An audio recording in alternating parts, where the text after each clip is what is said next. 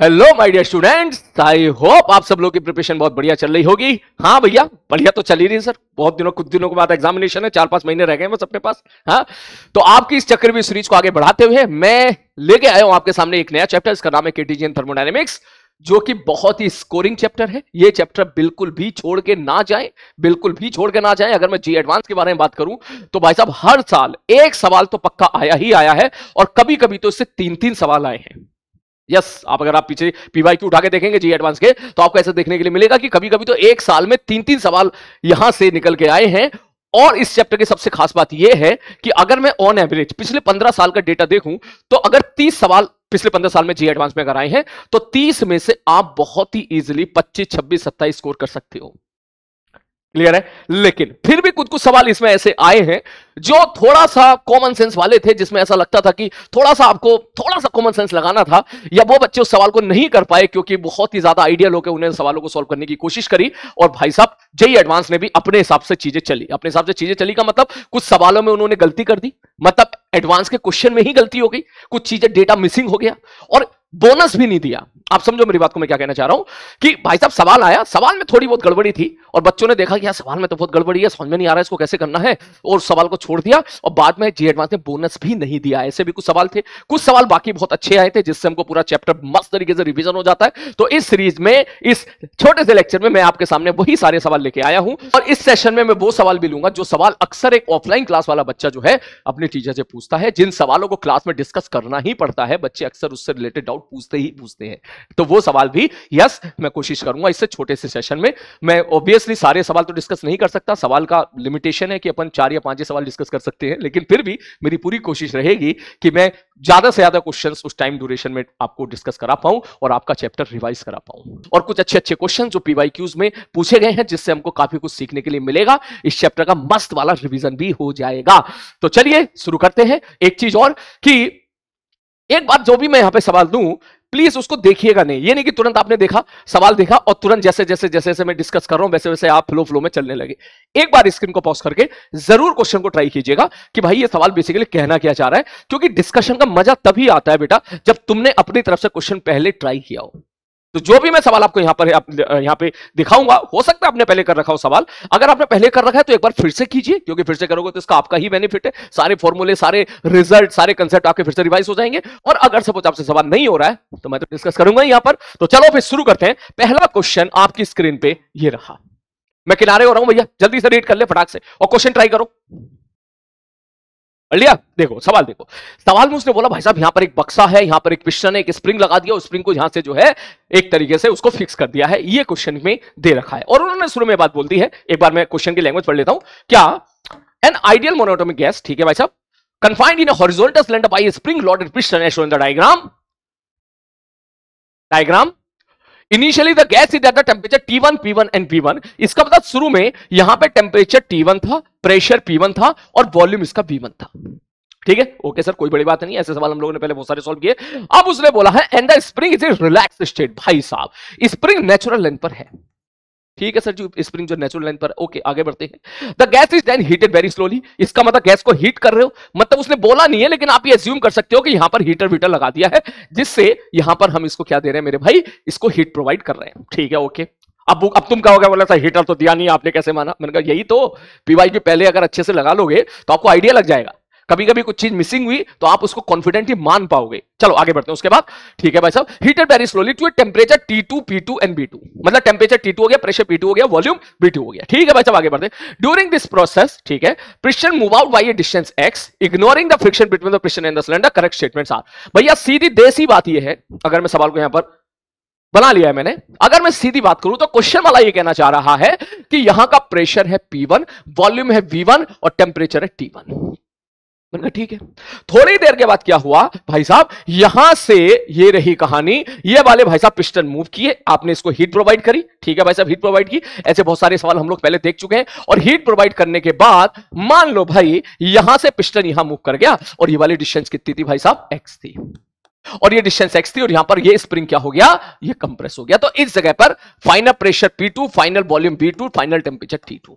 अब उसने यहां पर 4 ऑप्शन दे दिए। तो सबसे पहले ऑप्शन को पढ़ लें, मल्टीपल चॉइस के सवालों में क्या बोले उसने बोला भैया B2 बराबर 2V1, T2 बराबर इतना T2, मतलब फाइनल टेंपरेचर और फाइनल वॉल्यूम उसने दे दिया है। तब उसने बोला कि बता दो स्प्रिंग में कितनी एनर्जी स्टोर हो जाएगी। मैंने कहा ठीक है, अगला क्वेश्चन। अगले क्वेश्चन में सेम डाटा दे दिया, V2 बराबर 2V1, T2 बराबर 3T1। उन्होंने बोला चेंज इन इंटरनल एनर्जी बता दो, मतलब सेम केस पूछ रहा है वो, चेंज इंटरनल एनर्जी बता दो। हो सकता है वर्क डन बाय गैस भी पूछ ले, हो सकता है भाई साहब यहां पर डेल्टा क्यू, कुछ भी पूछ सकता है यहां से, heat supply by the heater to the डब्बा पूछ ले, कुछ भी पूछ सकता है। नेक्स्ट अगला, कुछ भी में तो उसने दो ही चीजें पूछ ली। एक पूछ ली भैया स्प्रिंग के अंदर कितनी एनर्जी स्टोर हो गई ये बता दो, और दूसरा उसने पूछ लिया कि भाई साहब यहां पर इंटरनल एनर्जी कितनी स्टोर हो गई है, change in the internal energy ये बता दो। सी ऑप्शन का अगर अपन डेटा देखें तो V2 बराबर 2V1 और यहां V2 बराबर 3V1। अच्छा ठीक है सर जी। और टेम्परेचर के साथ यहां 3T1 या 4T1, मतलब उसने टेम्परेचर का डेटा चेंज कर दिया, टेम्परेचर वॉल्यूम का डेटा चेंज कर दिया। अब उसने पूछे work done by the gas बता दो और हीट सप्लाई बाय द, मतलब जो बातें मैंने आपसे की वही सारी बातें खेली। थर्मोडायनेमिक्स किसके साथ खेलते हैं, डेल्टा क्यू के साथ खेलते हैं, डेल्टा यू के साथ खेलते हैं, वर्क डन बाय गैस के साथ खेलते हैं, इन्हीं के साथ तो खेलते हैं। और इस सवाल में इसने सारी चीजें पूछ ली। ठीक है सर, लेकिन सवाल में दिक्कत है। बोले क्या दिक्कत है सर? थर्मोडायनेमिक्स के सवाल सबसे ज्यादा इंपॉर्टेंट, सबसे ज्यादा मतलब उनका इंपॉर्टेंट पॉइंट ये होता है कि अगर अपन उसकी प्रोसेस पता लगा पाए कि प्रोसेस क्या है, जैसे हमको प्रोसेस पता चल गया तो 50% सवाल आपका वहीं पे टूट जाता है। लेकिन अगर अपन इस बात पे चले, इस सवाल की लैंग्वेज को अगर अपन देखें यहां से लेकर यहां तक, इसने चलो ये तो लिख दिया कि स्लोली स्लोली काम हो रहा है, लेकिन अगर अपन इस सवाल की लैंग्वेज को देखो तो हम समझ नहीं पा रहे हैं इस सवाल में कि भाई साहब प्रोसेस है कौन सा।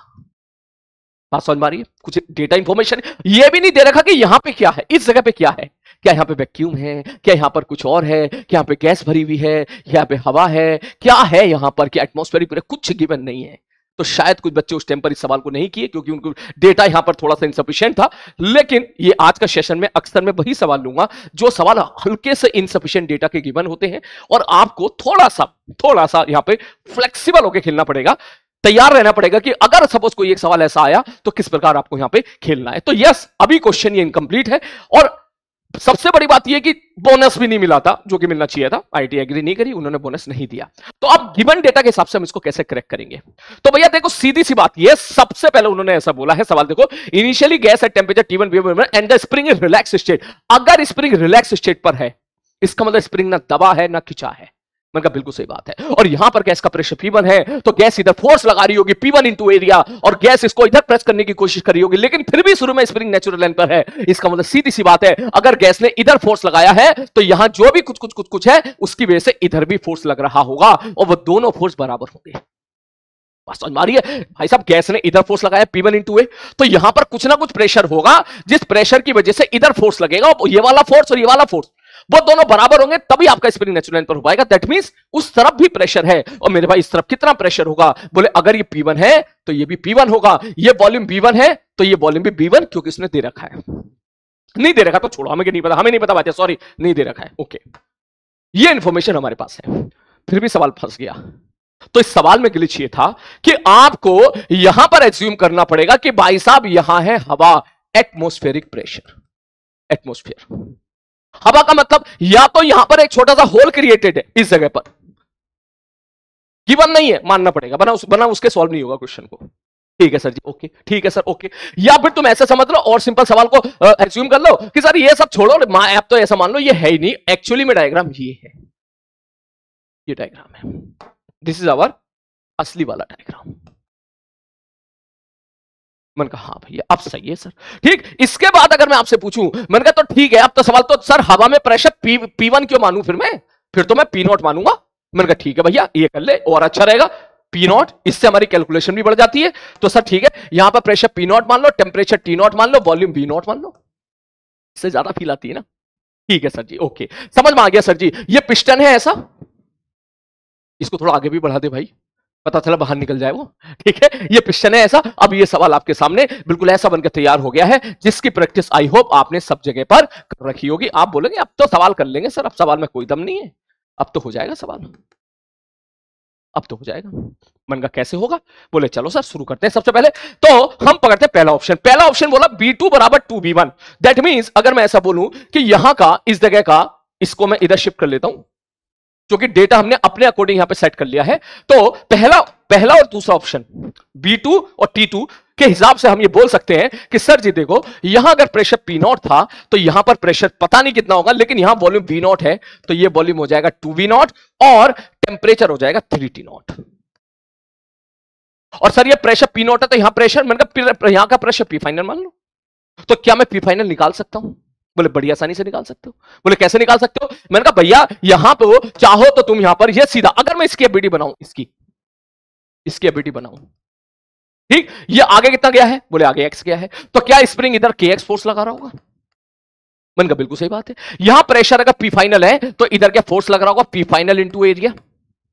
बिल्कुल सही बात है। क्या यहां पर हवा हवाई है तो क्या इधर से P not into area force लग रहा होगा? मैंने कहा बिल्कुल सही बात है, क्योंकि सारा काम होले होले हो रहा है, स्लोली स्लोली हो रहा है। दैट मींस आप सीधा बोल सकते हो आगे वाला फोर्स बराबर पीछे वाला फोर्स। तो पहली इक्वेशन आप यहां से बड़े प्यार से निकाल सकते हो, पी फाइनल इंटू एरिया, आगे वाला फोर्स बराबर P not into area plus के एक्स। खत्म कहानी। ठीक है सर जी, ओके। और क्या क्या और कैसे? सर जी यहां से सर पी फाइनल तो निकल नहीं रहा, एक्स फंस गया। मैंने कहा हाँ भैया बिल्कुल सही कह रहा तू, ओके बिल्कुल सही कह रहा है, लेकिन क्या मैं एक्स की वैल्यू भी मेरे को मालूम है? सो कैसे मालूम है? मैंने कहा देख ऐसे मालूम है, देख चेक करके देख, ये वी नॉट ये 2v नॉट, इसका मतलब ये वी नॉट हो गया, पहले वॉल्यूम वी नॉट था अब वॉल्यूम 2v नॉट हो गया, तो एक्स्ट्रा वॉल्यूम कितना आ गया? V naught. तो दैट मींस तू ये लिख सकता है सर एक्स्ट्रा वॉल्यूम बराबर एरिया, इसका जो एरिया है इंटू एक्स। इसका मतलब एक्स की वैल्यू आपको वी नॉट के टर्म में ऑलरेडी पता है। ठीक है sir ji, okay okay. Sir सवाल पे आते हैं, सवाल ने पूछा क्या, सारी इंफॉर्मेशन तो हमने निकाल ली, उन्हें बोला एनर्जी स्टोर्ड बता दो। तो भाई साहब अगर स्प्रिंग एक्स कंप्रेस हो गया है तो एनर्जी स्टोर्ड अगर मैं आपसे पूछूं तो आप सीधी बात बोलोगे सर इस एनर्जी स्टोर्ड, अगर स्प्रिंग एक्स कंप्रेस हो जाता है तो उसके पेट में हाफ की एक्स स्क्वायर एनर्जी होती है। मैंने कहा ठीक है, इसका मतलब आपको हाफ की एक्स स्क्वायर की वैल्यू निकालनी है। यार शायद एक फील ये भी आ रही है सर नंबर ऑफ मोल्स भी तो सेम होंगे। मैंने कहा नंबर ऑफ मोल्स भी सेम होंगे, तो अगर मैं नंबर ऑफ मोल्स सेम करूं, मैं यहां पे लिखूं एन इनिशियल बराबर एन फाइनल। ठीक है भाई साहब, एन इनिशियल कितना हो जाएगा? सब पी नॉट वी नॉट बटे आर टी नॉट, एन यहां पर एन फाइनल क्या हो जाएगा? सब पी फाइनल इनटू वॉल्यूम कितना हो गया? 2v नॉट बटे, और सर जी टेम्परेचर कितना हो गया? 3t not. अगर मैं ये कर दूं तो मजा ही आ जाएगा, पी फाइनल निकल कर आ जाएगा, V naught by T naught cancel out हो जाएगा, ये निकल कर आ जाएगा 3/2 वी नॉट। ये ले भाई साहब, हमें फाइनल यहां से पता चल गया। क्या फाइनल पता चल गया? फाइनल प्रेशर पता चल गया। तो वो फाइनल प्रेशर अगर मैं यहां पर वैल्यू पुट कर दूं तो अब आंसर तुम्हारा सॉल्व हो चुका है। फाइनल प्रेशर कितना आ चुका भाई साहब? 3p0/2 3/2 p0 इंटू ए बराबर p0 इंटू ए प्लस के एक्स। तो यहां से सॉल्व करके आंसर आ गया के एक्स बराबर p0a/2। इसके बाद अगर मैं कहूं सवाल सॉल्व हो चुका है तो यस सवाल सॉल्व हो चुका है, लेकिन फिर भी कुछ बच्चे सवाल नहीं कर पाते हैं क्योंकि यहां पे उलझ जाते हैं। तो यहां देख एक बड़ी अच्छी मैथमेटिक्स है जो कई बार इस्तेमाल होती है पूरी फिजिक्स में। सर के एक्स स्क्वायर को ऐसे लिख दो, के एक्स इंटू एक्स। ठीक है सर जी। तो अब यहां से आप लिख सकते हो सर हाफ, सर के एक्स की वैल्यू कितनी है? p0a/2 इंटू एक्स की वैल्यू कितनी है? v0/a। एक्स की वैल्यू यहां से x बराबर v0/a, यहां वैल्यू पुट कर दी, a कैंसिल आउट, ये निकल कर आ गया p0 v0/4। ये p0 v0 था क्या? कायदे में डेटा के हिसाब से p1 v1 था। तो यस पहला ऑप्शन क्या कह रहा है? Energy stored in the spring p0 v0/4, this statement is correct. I think पूरा सवाल टूट चुका है, बस इसमें ग्लिच इतना था कि इस तरफ क्या माने हवा माने, सवाल पूरा सॉल्व हो चुका है। इसके बाद अब आप कुछ भी निकाल सकते हो। बोले कुछ भी कैसे निकाल सकते हो सर और बताओ सर, ये आ गया और क्या क्या निकाल, और क्या क्या पूछ रहा है? उन्हें पूछा change in the internal energy. क्या चेंज इन इंटरनल एनर्जी मैं सीधा लिख सकता हूं डेल्टा यू बराबर N F R delta T बटे 2 नफरत बटे 2? बोले हाँ सर बिल्कुल सही बात है, नफरत बटे 2 लिख सकते हैं। अब चेक करके देखो क्या क्या डेटा गिवन है। सर डेटा तो बहुत कम गिवन है, तो कोई बात नहीं, आओ सॉल्व करते हैं। सर फाइनल टेम्परेचर कैसे निकालें? मैंने कहा final temperature 3t not they दिया, हो गया सवाल। एन एफ की वैल्यू कितनी है? Monatomic gas 3, are delta T कितना? टी नॉट से 3t नॉट, 2t नॉट बटे 2 कितना आ गया? 2 से 2 मार दिया, 3 nrt नॉट, और nrt नॉट यहां लिख सकता है किसके बराबर है? p0 के 3p1 v1 3p0 v0। ये स्टेटमेंट भी आपका सही आ गया। आगे बात समझ में? ठीक है सर। आप तो ये सोचो भाई क्या कुछ नहीं निकाल सकते आप यहां पर? क्या वर्क डन बाय गैस पूछा जाए वो भी निकाल सकते हो? वर्क डन बाय कैसे निकालेंगे? वर्क एनर्जी थ्योरम लगा दें यहां पर। वर्क एनर्जी थ्योरम अगर आप सीधा यहां पे लगा देंगे तो आप सीधा बोलोगे यहां पर, अगर इस सवाल में मैं आपसे पूछूं what is work done by gas, तो आप बोलोगे सर वर्क एनर्जी थ्योरम लगा दो, work done by gas plus work done by spring plus work done by atmospheric pressure बराबर change in kinetic energy. Sir work done by किसका कितना होगा? मैंने कहा यही तो निकालना है। ठीक है सर जी। सर स्प्रिंग फोर्स का वर्क डन कितना होगा? मैंने कहा माइनस हाफ के एक्स फाइनल का स्क्वायर माइनस एक्स इनिशियल का स्क्वायर। ठीक है सर, एक्स की वैल्यू ये रही पी नॉट बाई ए। ठीक है, plus work done by atmospheric pressure. Sir हवा की वजह से फोर्स लगा पीछे की तरफ पी नॉट इंटू ए और डिस्प्लेसमेंट है आगे की तरफ एक्स बराबर सारा काम वेरी होले होले हो रहा है तो final kinetic energy minus initial kinetic energy changing kinetic energy is 0। तो क्या यहां से आप वर्क डन बाय गैस भी निकाल सकते हो? बोले हां सर निकाल सकते हो। तो इस सवाल में आप सोचो वर्क डन बाय गैस निकल गया? निकल गया। क्या डेल्टा यू निकल गया? हाँ सर डेल्टा यू भी निकल गया। तो अगर मैं डेल्टा क्यू पूछूं कि भाई साहब हीटर ने कितनी हीट सप्लाई करी, भाई साहब हीट क्या सप्लाई कौन कर रहा होगा? यहां पे हीटर ही तो होगा ना, या किसी भी माध्यम से आप हीट सप्लाई करो, वो खुद कह रहा है हीट इज सप्लाइंग होले होले। तो अगर मैं आपसे पूछूं बता दिए टोटल हीट कितनी सप्लाई हुई होगी, तो तू लगा देगा फर्स्ट लॉ, तो सीधा बोलेगा डेल्टा क्यू बराबर delta U plus delta W. Delta W मतलब वर्क डन बाय गैस यहां से निकल जाएगा, डेल्टा यू यहां से है। इसके बाद क्वेश्चन इज आप खेलो सवालों के साथ। आई होप आपको सवाल समझ में आ गया होगा। तो ये जो ऑप्शन बचे बाकी सीओटी, ये सवाल अब आप ट्राई कीजिएगा। सवाल में कोई चेंज नहीं है, बस इतना है ये जो है बस यहां पे 3T1 था तो 4T1 कर दिया, ये 2V1 था तो यहां पे 3V1 कर दिया, बस खत्म कहानी। डेटा चेंज किया है और डेटा चेंज करने के बाद उसने एक बार वर्क डन बाय गैस पूछ लिया और उसने एक बात क्या कर लिया भाई साहब, हीट सप्लाई पूछ लिया। तो हीट सप्लाई बराबर डेल्टा क्यू बराबर delta U plus delta W. नहीं सर आप बता दो, सर आप सॉल्व कर दो, समय इतना है नहीं बेटा। फिर भी मैं क्योंकि रिकॉर्डेड है, रिकॉर्डेड में बेनिफिट मिलता है, मैं स्क्रीन को पॉज कर देता हूं और ये फटाक से तेरे को सॉल्व करके तुरंत दिखा देता हूं। क्या कि सब फाइनल वॉल्यूम 3 गुना हो जाए, फाइनल टेम्परेचर 4 गुना हो जाए, वो मैंने प्रॉपर तरीके से सॉल्व कर दिया है। आप स्क्रीन को पॉज कर लीजिएगा, क्वेश्चन को चेक कर लीजिएगा, मैं किनारे हो जाता हूं। यहां पे initial P naught B naught T naught और फाइनल मैंने यहां पर वॉल्यूम मान लिया 3 B naught, final temperature 40 naught. Just data change हुआ है। सवाल वही है जो ए ऑप्शन और बी ऑप्शन का था। सबसे पहले नंबर ऑफ मोल सेम किए, फाइनल प्रेशर निकालिए हम लोगों ने नंबर ऑफ मोल सेम करके। उसके बाद सपोज ये आगे एक्स किसका होगा, तो x into A is the extra volume जो आ गया है। पहले वॉल्यूम वी नॉट था, अब वॉल्यूम 3 वी नॉट हो गया, तो एक्स्ट्रा वॉल्यूम 2 वी नॉट आ गया है। तो दैट मीन 2 वी नॉट बराबर ए इंटू एक्स। फिर हमने वही पुराने वाली इक्वेशन ली, सॉल्व किया तो के एक्स की वैल्यू आ गई। सबसे पहला question find work done by gas, यहां से मैंने बर्नौली थ्योरम लगा दी। आप चाहो तो इंटीग्रेशन ऑफ पीडीवी से भी कर सकते हो, वहां से भी आंसर सेम आएगा। इंटीग्रेशन ऑफ पीडीवी में याद रखिएगा जो पी होगा वो प्रेशर बाय द गैस होगा, ठीक। और प्रेशर बाय द गैस कैसे निकालोगे, आप यहां से निकाल सकते हो। Pressure by the gas at any instant बराबर हो जाएगा P not into A plus के एक्स अपॉन एरिया। इस टाइप के क्वेश्चंस क्लास में हम लोग खूब करते हैं। पूरा सॉल्व किया, फाइनल आंसर आपका मैच कर जाता है, वर्क डन बाय गैस से सेम निकल कर जाता है। और अगर आपसे पूछा जाए भैया हीटर ने कितनी हीट सप्लाई करी, डेल्टा क्यू बता दो, तो डेल्टा क्यू बराबर delta U plus delta W आपको करना पड़ेगा, उसके बाद आंसर मैच नहीं करेगा। तो इन शॉर्ट इस सवाल के डिस्कशन से क्या सीखा, ठीक है, सवाल के डिस्कशन से ये सीखा कि भाई साहब थोड़ा सा एग्जामिनेशन में आपको फ्लेक्सिबल रहना है, स्पेशली फॉर द थर्मोडायनेमिक्स के क्वेश्चन को लिए। सर ये तो एक सवाल कह रहे हो, मैंने कहा नहीं भाई एक सवाल नहीं कह रहा हूं, देख और भी सवाल है। जैसे एक सवाल ये आया था 2010 में, अब इसमें इतना डेटा गिवन था, अब ये सवाल सॉल्व भी नहीं होगा।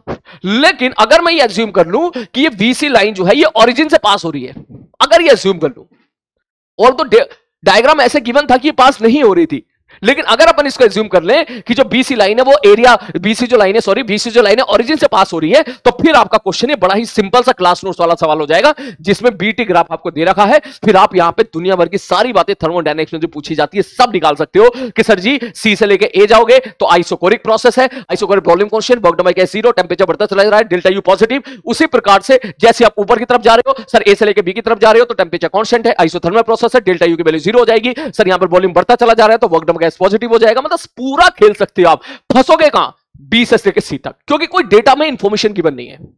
तो इसलिए इस सवाल में अगर आप ये अज्यूम करते हो कि भाई साहब एक बार जरा चेक कर लो ओरिजिन से पास कर रहा है, अगर आप ये मान लेते हो तो यस इसका आंसर मैच हो जाते हैं। और अगेन ये क्वेश्चन बोनस नहीं था, इस क्वेश्चन का आंसर दिया था जेईई एडवांस ने, बोनस नहीं माना था। और ये जो लाइन है ये ओरिजिन से पास होकर माननी थी। बिल्कुल उसी प्रकार हाल फिलहाल में एक सवाल और आया था, ये वाला, ये अभी का सवाल है, ज्यादा पुराना नहीं है, 2022 का सवाल है। इसमें क्या क्वेश्चन में गड़बड़ी थी, आप क्वेश्चन को जरूर ट्राई कीजिएगा। सवाल बहुत आसान है, बहुत आसान सवाल है, लेकिन मेरा फर्ज बनता है आपको एक चीज को बताना कि थोड़ा सा फ्लेक्सिबल रहना है, ठीक। क्या बोले सर देखो इसने ना पीवी ग्राफ दे दिया, ये प्रेशर ही वॉल्यूम, ठीक है सर। अब उसने बोला भाई ये बीसी जो एरिया ये वाला बीसी जो प्रोसेस है बी से लेकर सी तक, उन्होंने ऐसे बोला in a given PV diagram monatomic gas, ठीक है भाई साहब, first compress adiabatically from A to B. तो ए से लेकर बी, ये नीली वाली लाइन तो उन्होंने बोल दिया भाई साहब एडियाबेटिक है। अब यार कुछ तो फायदा होना चाहिए ना उन बच्चों का जो ये लेक्चर देख रहे हैं, हाँ सर जी, ए से लेकर बी तक तो एडियाबेटिक कंप्रेशन है। दुनिया भर की सारी बातें निकाल सकते हो क्योंकि ए का वॉल्यूम आपको गिवन है और ए का प्रेशर आपको गिवन है और बी का प्रेशर आपको गिवन है। अगर मैं बी पर वॉल्यूम निकालूं तो पीबी की पावर गामा कांस्टेंट करके वॉल्यूम भी निकाल सकता हूं। खैर हमारा मुद्दा भी ये नहीं है, हमारा मुद्दा ये कि सवाल में क्या बेसिकली फ्लेक्सिबिलिटी आपको रखनी थी। उसने बोला then it expand isothermally from B to C. वो कह रहा भैया बी से लेकर सी गैस आइसोथर्मली एक्सपेंड हुई है। अब यार हमें सबको पता है ये प्रेशर है, ये वॉल्यूम है। पीवी ग्राफ आइसोथर्मल में कुछ इस प्रकार की शक्ल का हो सकता था, ऐसा ही होता है नीचे की तरफ, ठीक, या तो ऐसे होगा या फिर एरो ऐसे बना के ऐसे हो जाएगा। लेकिन ये तो अलग ही दुनिया में जी रहा भाई साहब, ये तो लाल लाल देख रहा है, तो अलग ही दुनिया में जी रहा है। तब क्या करोगे, छोड़ दोगे सवाल को? नहीं नहीं, सवाल का हम बोनस लेंगे हम लोग, नहीं नहीं बिल्कुल नहीं, ठीक। अगर आप सवाल एक बार चेक कर लो, अगर आप क्वेश्चन को पढ़ेंगे तो ये इस बात पर डिपेंड करता ही नहीं है कि इन्होंने डायग्राम उधर बनाया है नीचे बनाया है, सही बनाया गलत बनाया। अगर सपोज गलत बना भी दिया फिर भी अगर आप क्वेश्चन को सॉल्व करोगे तो डेफिनेटली आपका सवाल सॉल्व हो जाता है। तो यहां पर क्या ऊपर दे रखा है, ठीक है, लेकिन माफ कर दे उसको, ठीक है भाई साहब, तू मान ले उसने यहां पे गलती की है, ये आइसोथर्मल मान के फिर अगर तू इस क्वेश्चन को सॉल्व करेगा तेरे सारे आंसर यहां पर मैच कर जाते हैं। आ रही बात समझ में? उसके बाद बोले सर और कोई प्रोसेस दे रखा है क्या? मुझे लग रहा है ये प्रोसेस दे रखा है। ये एक एक देख क्या क्या जा रहा है, magnitude of the total work done the process ए से लेके बी, बी से लेके सी। अच्छा वर्क डन पूछ रहा है। Magnitude of work done the process B से लेके सी। अच्छा यहां भी वर्क डन पूछ रहा है। अगला magnitude of work done the process ए से लेके बी। अच्छा यहां भी वर्क डन पूछ रहा है। Magnitude of work done the process C से लेके ए 0, सी से लेके ए। अबे ये तो हम देख के बता देंगे भाई साहब, सी से लेके ए तक तो देखते ही पता चल गया वॉल्यूम कांस्टेंट है। डी ऑप्शन तो सही होगा। तो जो समझदार बच्चा होगा एग्जामिनेशन में जा रहा होगा, अगर उसको भिड़ना नहीं है तो चुपचाप सी से लेके ए सवाल अगर सॉल्व नहीं करना तो ये टिक करो, एक नंबर लेके निकलो। लेकिन एक अच्छा बच्चा इसको डेफिनेटली सॉल्व करेगा। सवाल में आई डोंट थिंक इसमें सॉल्व करने के लिए कुछ है। यहां से लेके यहां तक एडियाबेटिक प्रोसेस है, यहां से लेके यहां तक आइसोथर्मल प्रोसेस है और यहां से लेके यहां तक आइसोकोरिक प्रोसेस है। आपको सबके फॉर्मूले क्लियर होने चाहिए। मैं याद थोड़ा सा रिकॉल करा देता हूं। एडियाबेटिक प्रोसेस के लिए बोगडन के फॉर्मूले दो हुआ करते थे, NR delta T upon 1 minus gamma, और एक होता था P final B final upon, समझ रहे हो ना, P final B final minus P initial B initial upon 1 minus gamma. Isothermal के NR delta T sorry NR T LN B two by V one, और आइसोकोरिक के लिए बोगडन क्या होता था, 0 होता था। क्लियर है? ये क्वेश्चन बेटा आप ट्राई कीजिएगा। वैसे मैं सवाल में हिंट दे देता हूं, कुछ है नहीं दम। देख इसको अगर मैं यहां खींच लूं ना नीचे की तरफ, देख ऐसे समझ, ये देख, अगर मैं यहां पर वॉल्यूम एट बी निकाल पाया, ठीक, सवाल आसान है। देख यहां से यहां तक के लिए मुझे यहां से तक का वर्क डन चाहिए, बोले यहां से यहां तक का वर्क डन चाहिए, तो क्या होगा वर्क डन, या तो NR delta T upon 1 minus gamma लगा, वो ठीक नहीं है इस सवाल में। इस सवाल में अगर मैं तुझसे पूछूं भाई साहब वर्क डन ए से लेके बी बता दे, तो सीधा बोल sir P final V final minus P initial V initial बटे 1 माइनस गामा। सर आपको कैसे पता है? भाई सारा डेटा प्रेशर वॉल्यूम ही तो गिवन है, तो यही वाला लगाना। फिर उसके बाद ठीक है सर सब पी फाइनल कितना है, मैंने कहा बी पर पी फाइनल कितना हो गया 300। यूनिट का भी ध्यान रखना, किलो पास्कल है, ठीक है भाई साहब, ओके। वी फाइनल कितना है, वी फाइनल, बोले वी फाइनल सर ये तो निकालना है वी फाइनल, मैंने कहा ठीक है, माइनस पी इनिशियल कितना था 100, और सब वी इनिशियल कितना था 0.8 बटे 1 माइनस गामा। गामा कितना है, बोले 5/3, और यूनिट का विशेष ध्यान देना है, किलो पास्कल है तो 10⁻³ में बाहर निकाल लेता हूं। अब आप पूरा क्वेश्चन सॉल्व कर सकते हो, बस फंसे कहां पर, भाई मुझे वॉल्यूम कैसे पता चले, बोले भैया ए से लेकर बी तक कैसा प्रोसेस है, एडियाबेटिक प्रोसेस है ना, तो एडियाबेटिक प्रोसेस होता तो क्या करते हैं, पीबी की पावर गामा बराबर कांस्टेंट करते हैं। यहां का प्रेशर कितना है सर, यहां का प्रेशर है 100, वॉल्यूम कितना है 0.8 की पावर गामा, गामा कितना है 5/3 बराबर P2 P2 P2 P2 P2 P2 कितना हो गया, बोले 300, और बी फाइनल बोले पता नहीं की पावर 5/3। अब इसके बाद पहले फिजिक्स समझो फिर कैलकुलेशन पे जाएंगे। सॉल्व करके बी फाइनल आ जाएगा, बी फाइनल की वैल्यू पुट करेगा, बगडम भाई एडियाबेटिक प्रोसेस आ जाएगा। अगर यहां पता चल गया, अब यहां से यहां जाना इस जगह से इस जगह तक, तो बी से लेकर सी अगर बगडम पूछेगा तो सीधा बोल एनआरटी एलएन V2/V1, ठीक। V2/V1 फाइनल वॉल्यूम तुझे पता चल गया 0.8 है, इनिशियल वॉल्यूम तुझे पता चल गया बीबी है, तो इसका मतलब जस्ट आपको वैल्यू पुट करनी है, सॉल्व करके फाइनल आंसर निकल के आ जाएगा। नेक्स्ट उसके बाद आगे बढ़ते हैं, और क्या पूछ रहा है, वो पूछ रहा है भाई साहब work done in the process ए से लेके बी, बी से लेके सी पूछ रहा है, तो यहां से यहां तक का वर्क डन निकाल चुको, यहां से यहां तक का वर्क डन निकाल चुको, इन सबको बस आपको जोड़ना है। तो समय बचाने के लिए कि जो भी बात मैं बोल रहा हूं वो लिख देता हूं, इससे आप ही का समय बचेगा, है ना। जो मैथमेटिक्स वाली पार्ट है वो मैं यहां पे लिख देता हूं 1 मिनट में। हाँ तो मैंने यहां पर क्वेश्चन को सॉल्व कर दिया है। देखो यहां तक अपन पहुंच गए थे, 100 से 100 कैंसिल आउट कर दिया, 0.8 की पावर 5/3 बराबर 3 इंटू बीबी की पावर 5/3, दोनों साइड क्यूब कर दिया, कोई फर्क नहीं पड़ेगा। तो 0.8 की पावर 5 बराबर 3 का क्यू इंटू बीबी की पावर 5, दोनों साइड पावर को 1/5 कर दिया, तो यह आ जाएगा 0.8 बराबर 3 की पावर 3/5 और बीबी की पावर 1। अब यहां से बीबी निकालेंगे तो 0.8 इंटू 3 इधर चला जाएगा, 1/3 की पावर 1.6। अब यहां फंसे हम लोग, लेकिन जेईई एडवांस अक्सर ऐसे सवालों में डेटा गिवन करता है, तो 1/3 की पावर 0.6, 3/5 को 0.6 लिख सकते हैं। उन्होंने उसका डेटा दे रखा है 0.5, जैसे यहां 0.5 रखूंगा मतलब हाफ, बीबी निकल के आ गया 0.4। ठीक है, अब इसके बाद जैसे ही मैंने यहां पे बीबी की वैल्यू पुट कर दी, सॉल्व करके आपका फाइनल आंसर निकल के आ गया। वर्क डन बाय जो गैस आया वो -60 आया, और माइनस आना भी चाहिए, क्योंकि यहां से लेके यहां तक वॉल्यूम क्या हो रहा है, कम हो रहा है। तो वॉल्यूम कम हो रहा है, इसका मतलब कंप्रेशन हो रहा है, तो वर्क डन बाय गैस क्या होगा, नेगेटिव हो जाएगा, तो आपका वर्क डन बाय गैस आ जाएगा -60 किलो जूल। परंतु उसने पूछा क्या क्या है, उसने पूछा है मैग्नीट्यूड। तो अगर अपन बात करें ए से लेके बी, कहां है भैया, सी ऑप्शन, तो सी ऑप्शन आपका सही हो जाएगा। Magnitude of the work done in the process ए से लेके बी 60 किलो जूल। फिर अगर अपन बात करेंगे भाई साहब बता दो बी से लेके सी कितना वर्क डन होगा, तो आप सीधा लिख सकते हो NRT ln b2 by v1। तो यहां पर हमको एक बहुत अच्छी चीज देखने के लिए मिली कि अगर अपन NRT ln b2 by v1 लिख भी देते हैं, यहां का वॉल्यूम मुझे पता चल गया 0.8, यहां का वॉल्यूम मुझे पता चल गया 0.4, तो मुझे यह नहीं पता कि यहां पे टेंपरेचर कितना है। तो अगेन सबसे बड़ी इक्वेशन जो हमारी हमेशा मदद करती थी वो कौन सी होती थी, पीवी इक्वल टू एनआरटी। तो हमको एनआरटी नहीं पता, लेकिन इस जगह पे पीवी का प्रोडक्ट पता है।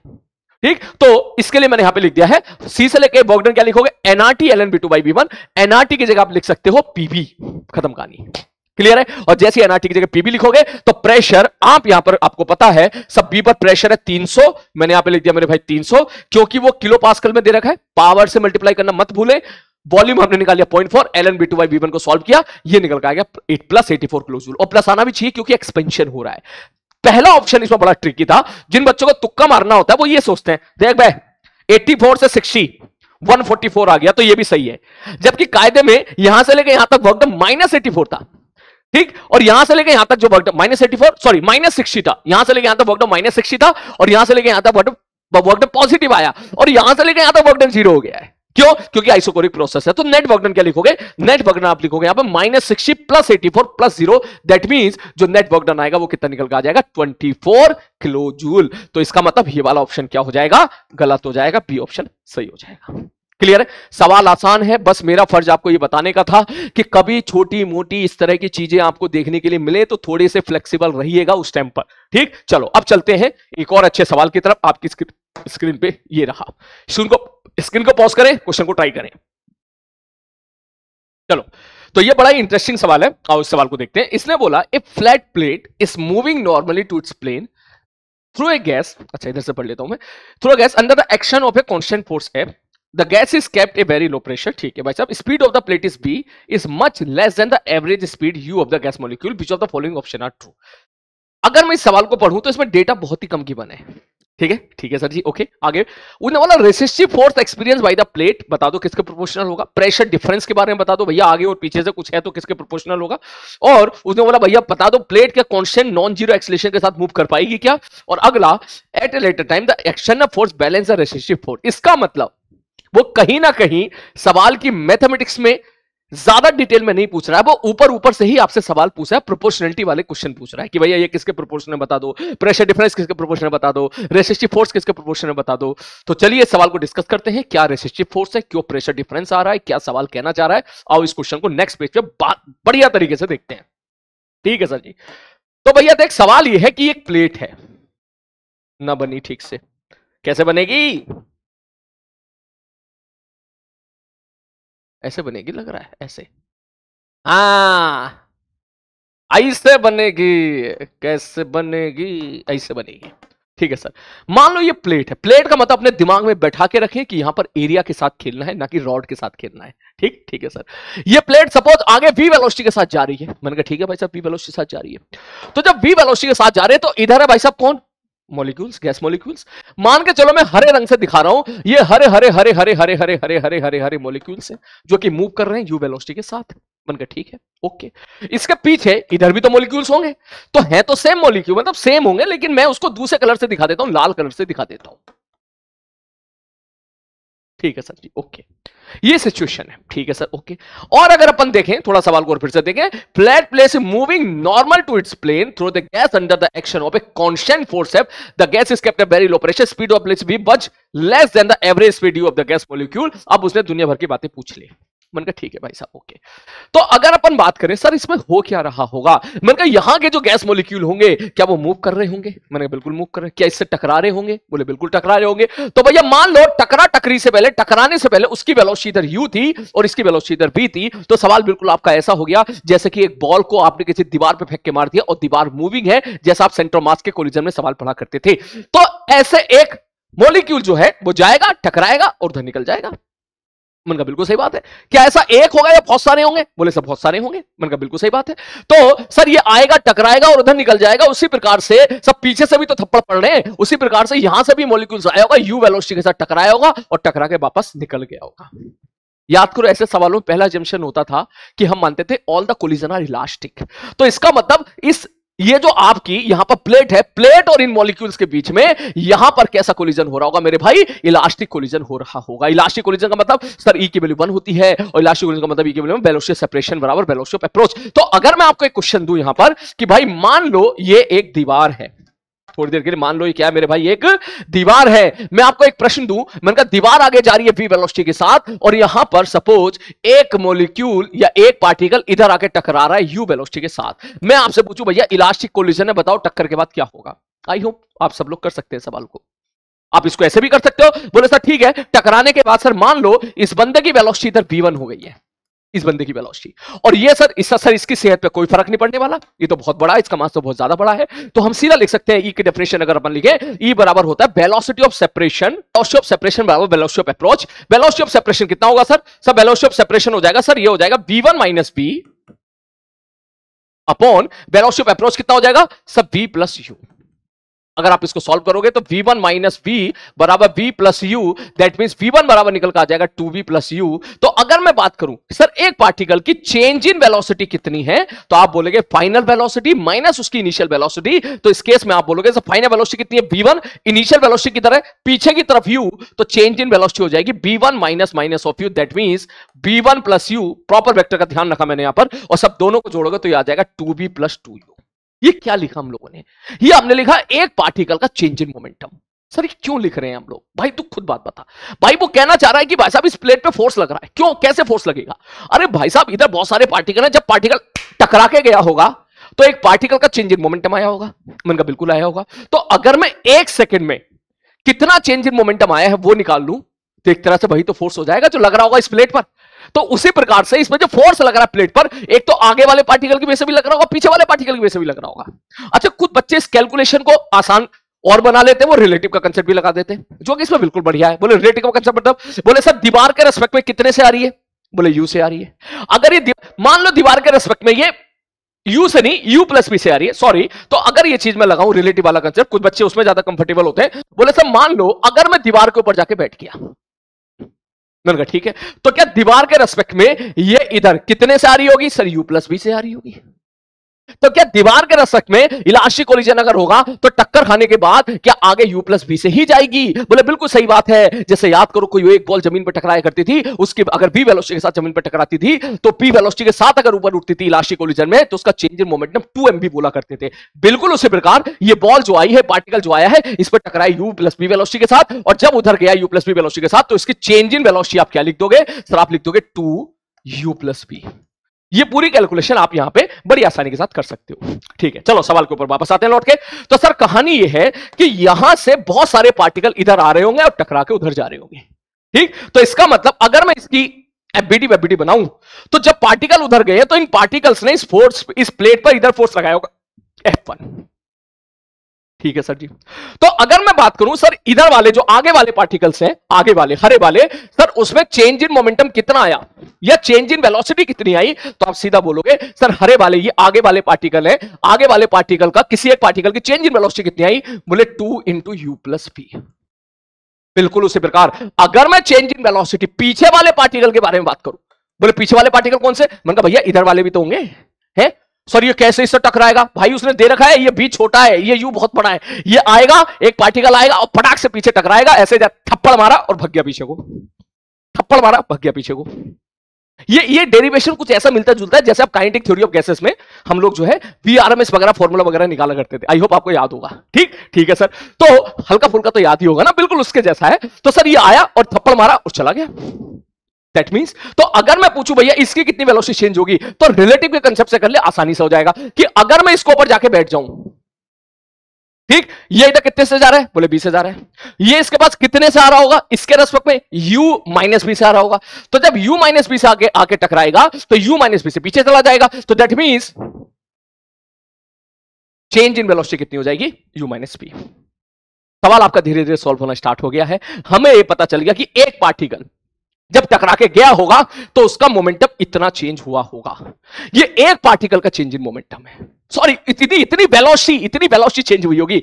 अगर मैं उसको पार्टिकल के मास से मल्टीप्लाई कर दूं तो इसका मतलब वो एक पार्टिकल का चेंज इन मोमेंटम होगा। और अगर मैंने चेंज इन मोमेंटम पर सेकंड निकाल लिया, या एक सेकंड में जितने पार्टिकल टकरा रहे होंगे उससे मल्टीप्लाई कर दिया, तो हमें ओवरऑल क्या पता चल जाएगा, फोर्स पता चल जाएगा। तो चलिए शुरू करते हैं। सबसे पहले मैं निकालता हूं F1।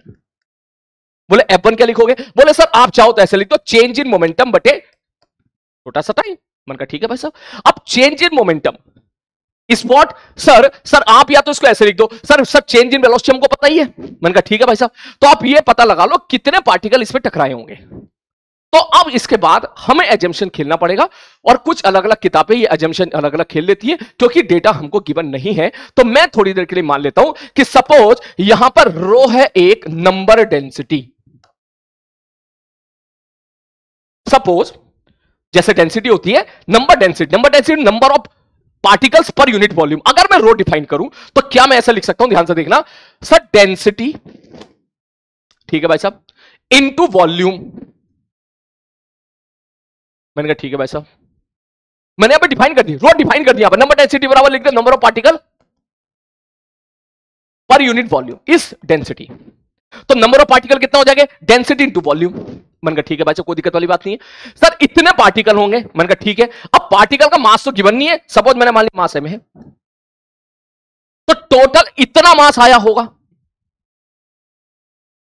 ठीक है भाई साहब, ओके, कोई दिक्कत वाली बात नहीं। ये क्या हो गया, नंबर ऑफ पार्टिकल, ठीक, मास से मल्टीप्लाई कर दिया, टोटल इतना मास आया होगा।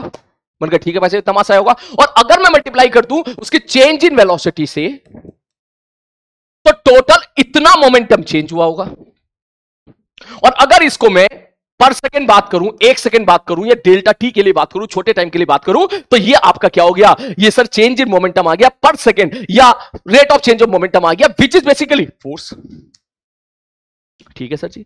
अब बात आई सर वॉल्यूम कैसे लिखेंगे, बोले सर ये लिखा क्या आपने, मतलब आप ऐसा समझो डीटी टाइम के लिए कैलकुलेशन कर रहा हूं, फॉर डीटी टाइम के लिए कैलकुलेशन कर रहा हूं। ऐसा समझो कि डीटी टाइम के लिए, डीटी टाइम के लिए, ठीक है सर जी, डीटी टाइम के लिए।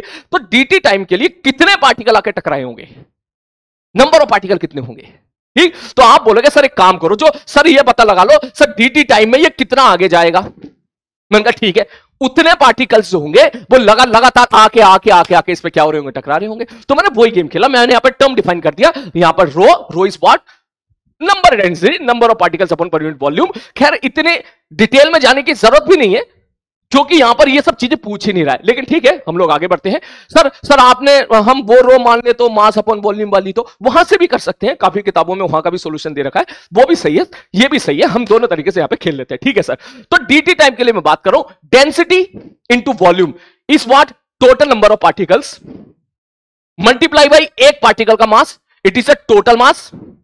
हर बंदे का चेंज इन मोमेंटम इज इतना, तो जैसे मैं इसको मल्टीप्लाई कर दूंगा ये टोटल चेंज इन मोमेंटम आ जाएगा, सॉरी हर पार्टिकल की चेंज इन वेलोसिटी इतनी, ये टोटल चेंज इन मोमेंटम आ जाएगा पर सेकंड इस फोर्स। अब बात आई कि सर सब वॉल्यूम क्या लिखेंगे, वॉल्यूम हम लिखेंगे, ध्यान से देखो सर, रो इंटू, क्या वॉल्यूम को मैं वी रिलेटिव इंटू टीटी लिख दूं, rho into V relative into TT into area, क्योंकि एरिया भी की बननी है शायद, एरिया ये ले एरिया।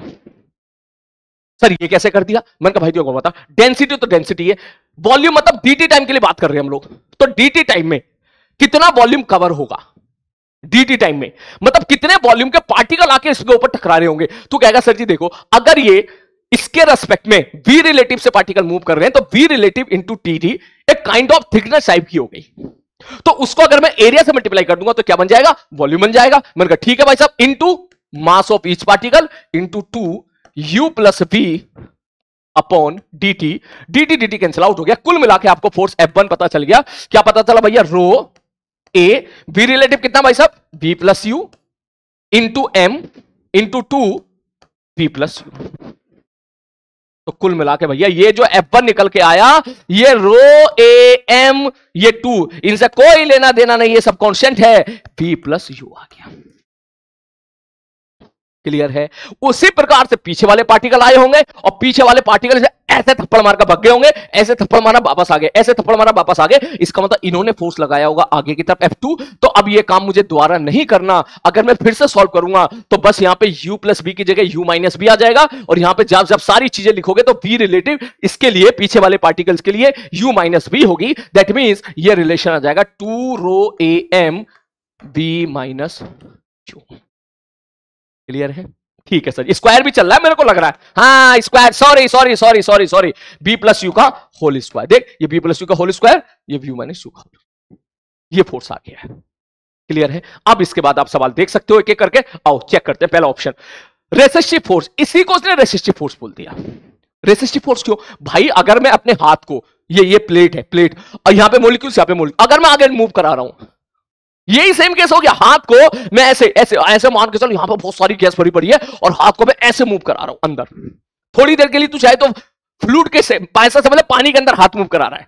ऑल्दो पानी वाला इस नोट सही एग्जांपल, क्योंकि यहां पे गैस है। तो अगर मैं हाथ को ऐसे मूव कराऊं तो तू ऐसे समझ कि जो एयर मॉलिक्यूल्स हो मेरे हाथ को रोकने की कोशिश कर रहे होंगे। ठीक, कैसे रोकने के, तो सब अपनी दुनिया में मस्त, कोई इधर भाग रहा है, कोई इधर भाग रहा है, कोई इधर भाग रहा है, कोई इधर भाग रहा है, कोई इधर भाग रहा है, रैंडम मोशन हो रहा है। लेकिन ठीक है, पूरी कैलकुलेशन जैसे बीआरएमएस में किया करते थे, वही जब कैलकुलेशन करेंगे तो इधर वाले मॉलिक्यूल्स भी मेरे हाथ को रोक रहे हैं F1 फोर्स लगा के, पीछे वाले मॉलिक्यूल्स भी कहीं ना कहीं मेरे मोशन को रोकने की कोशिश कर रहे हैं F2 फोर्स लगा के। तो इन दोनों के रिजल्टेंट को उसने बोल दिया मेरे भाई यहां पर रेसिस्टिव फोर्स। अब चेक कर लेते हैं, resistive force experience by the plate.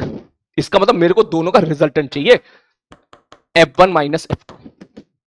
अगर मैं दोनों को घटाऊंगा तो देख 2 रो AM कॉमन निकल कर आ जाएगा, इन दोनों को घटाएगा, इसका स्क्वायर माइनस इसका square, a plus B a minus B, तो ये कितना निकल कर आ जाएगा 2 4 UB।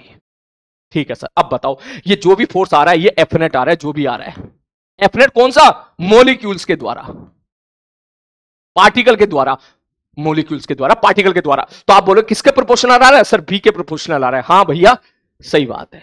Next, pressure difference between the leading and the trailing faces is proportional to UB. भाई प्रेशर डिफरेंस कह रहा है, अरे बंधु फोर्स निकाल लिया, एरिया से डिवाइड मार दे। इसी एरिया को अगर मैं इधर लेके चला गया तो बेसिकली ये इस इधर के द्वारा जो मॉलिक्यूल्स है उनके द्वारा प्रेशर आ जाएगा। जैसे एक डब्बे के अंदर गैस मॉलिक्यूल का प्रेशर निकाला था हम लोगों ने, बीआरएमएस वगैरह सारी कहानी देखी थी वहां पर। ठीक, तो उसी प्रकार से इस एरिया को इधर लेके आओ तो फोर्स पर यूनिट एरिया इस बिकम द प्रेशर। तो प्रेशर का टर्म में फिर ये एरिया इधर लेके आ जा, फिर यहीं आ जाएगा। दैट मींस इस एरिया को अगर मैं इधर लेके आ जाऊंगा तो ये 2 रो m 4 UB आ जाएगा, जो कि बिल्कुल सही बात है। प्रेशर डिफरेंस जो आ रहा है यूबी के प्रोपोर्शनल आ रहा है। नेक्स्ट क्वेश्चन सी वाला, the plate will continue to move with the constant non zero acceleration all the time. ये तो कोई जरूरी नहीं है भाई। बोले क्यों जरूरी नहीं है, मन का भैया मान ले थोड़ी देर के लिए, मान ले थोड़ी देर के लिए F1 फोर्स है सपोज 50 न्यूटन, और F2 मान के चल, F1 की वैल्यू मैं कह दूं भाई साहब टोटल फोर्स लग गया 50 न्यूटन का, और F2 की वैल्यू मान के चल लग गया 20 न्यूटन का। मैंने कहा ठीक है भाई साहब ओके, तो नेट फोर्स कितना हो गया 30 न्यूटन का, और एक फोर्स वो भी है जो आप लगा रहे हो, आप भी तो लगा रहे हो। तो अगर आप फोर्स लगा रहे हो, अगर आप फोर्स लगा रहे हो, आप इसकी बात को कैच करना, तो क्या मैं ऐसा बोल दूं कि फोर्स है तो एक्सेलरेशन होगा, नेट एक्सेलरेशन आएगा। 3 तरह के फोर्स लग रहे हैं, एक जो मैंने लगाया, एक जो आगे वाले मॉलिक्यूल्स ने इसको पकड़ के सूता, अच्छा वो नहीं बोला मैंने, ठीक, और एक पीछे वाले जो मॉलिक्यूल इसको पकड़ के सूत रहे हैं। ठीक, तो कुल मिला के 3 फोर्स लग रहे हैं। कौन से, एक जो मैंने लगाया, एक जो आगे वाले बंदों ने लगाया, एक जो पीछे वाले बंदों ने लगाया। इन सबका रिजल्टेंट क्या मास इंटू एक्सेलरेशन कर दूं, अगर mass of the plate into acceleration, तो क्या मैं ये कह सकता हूं कि इस प्लेट का कुछ ना कुछ एक्सेलरेशन होगा, और प्लेट का एक्सेलरेशन होगा, दैट मींस इसकी वेलोसिटी भी बढ़ रही होगी, और वेलोसिटी बढ़ती चली जा रही होगी। मान ले वेलोसिटी बढ़ती चली जा रही है, तो जैसी वेलोसिटी बढ़ती चली जाएगी, इसका मतलब ये जो रेसिस्टिव फोर्स का रिजल्टेंट आया है, ये भी बढ़ता चला जाएगा। मतलब ओवरऑल फोर्स जो मॉलिक्यूल से पीछे की तरफ लगाया है, इसकी वैल्यू भी लगातार बढ़ती चली जा रही है। और अगर इसकी वैल्यू लगातार बढ़ती चली जाएगी तो एक मोमेंट तो ऐसा आएगा ही कि जो कांस्टेंट फोर्स मैंने इस पे बाहर से लगा रखा है वो कांस्टेंट फोर्स इस फ्रिक्शन फोर्स के बराबर हो जाएगा, और in that case that means acceleration क्या हो जाएगा, जीरो हो जाएगा। तो ये कह रहा है कि सर नॉन जीरो एक्सेलरेशन हमेशा होगा क्या? ना भैया, जीरो भी हो सकता है। और D option, at a later time the external, हां देखिए यही बात इसने यहां भी लिखी हुई है, external force balance the resistive force. I hope आप ये समझ गए होंगे कैसे हुआ है। आगे बात समझ में क्लियर है कैसे हुआ है? ये देख, इसने बोला आप कांस्टेंट फोर्स लगा रहे हो, ठीक, तो आप देसी भाषा में समझो, आपने कांस्टेंट फोर्स लगाया, इसका मतलब शुरू में जो भी एक्सेलरेशन आया होगा, पार्टिकल इसकी प्लेट की स्पीड बढ़ रही होगी लगातार, एक्सेलरेशन आगे, वेलोसिटी आगे, स्पीड अप होता जा रहा है, बी बढ़ता जा रहा है, जैसे जैसे बी बढ़ता चला जा रहा है वैसे वैसे रेसिस्टिव फोर्स भी बढ़ता चला जा रहा है। वैसे वैसे रेसिस्टिव फोर्स क्यों बढ़ता चला जा रहा है? रेसिस्टिव फोर्स, सर जी देखो ये बी के प्रोपोर्शनल आ गया है, तो जैसे जैसे ये प्लेट आगे की तरफ मूव करेगी वैसे वैसे इसकी वेलोसिटी बढ़ती चली जाएगी, और जैसे जैसे वेलोसिटी बढ़ती चली जाएगी वैसे वैसे पीछे की तरफ जो रेसिस्टिव फोर्स लग रहा है वो भी बढ़ता चला जाएगा, क्योंकि आगे की तरफ लगने वाला फोर्स कांस्टेंट है, पीछे की तरफ लगने वाला फोर्स बढ़ता चला जा रहा है। इसका मतलब नेट फोर्स जो होगा वो बढ़ता चला जाएगा, इसका मतलब नेट फोर्स घटता चला जाएगा, इसका मतलब एक्सेलरेशन घटता चला जाएगा, और एक्सेलरेशन घटते एक टाइम तो जीरो आएगा ही आएगा, लेकिन वेलोसिटी लगातार बढ़ रही होगी। किसकी वेलोसिटी? प्लेट की वेलोसिटी तो बढ़ रही होगी, और लेकिन वेलोसिटी बढ़ तो रही होगी, लेकिन बढ़ने का रेट कम होता चला जा रहा है, क्योंकि वेलोसिटी के बढ़ने के रेट को हम लोग क्या बोलेंगे? Acceleration of the plate. और एक मोमेंट ऐसा आएगा जब नेट फोर्स जीरो हो जाएगा, एक्सेलरेशन जीरो हो जाएगा, जब आगे वाला फोर्स जो आपने लगाया है रेसिस्टिव फोर्स के बराबर हो जाएगा, उस वक्त की जो वेलोसिटी होगी, चाहो तो आप उसको टर्मिनल वेलोसिटी बोल सकते हो, चाहो मन करे तो बोल दे, नहीं तो मजे ले रहा हूं मैं तो इतनी देर से यार, ठीक है। तो आई होप आपको ये चीज समझ में आई होगी। यहां पर आपके लिए ये चीज थोड़ी सी हो सकता है, थोड़ी सी अजीब लगे, तो हम इसका एक दूसरा मेथड और देख लेते हैं, ठीक। ये वाली चीज, ये जो मैंने यहां पे लिखी है, देखो सर आप ऐसे समझो, सर एक पार्टिकल का चेंज इन मोमेंटम कितना हुआ, सॉरी चेंज इन वेलोसिटी कितनी हुई? इतनी। अगर मैं इसको मास से मल्टीप्लाई कर दूं तो क्या ये मैं बोल दूं this is a change in momentum of one particle? आप ऐसे समझ लो इसको, एक पार्टिकल का चेंज इन मोमेंटम हो गया, कौन सा? आगे वाला, आगे वाला,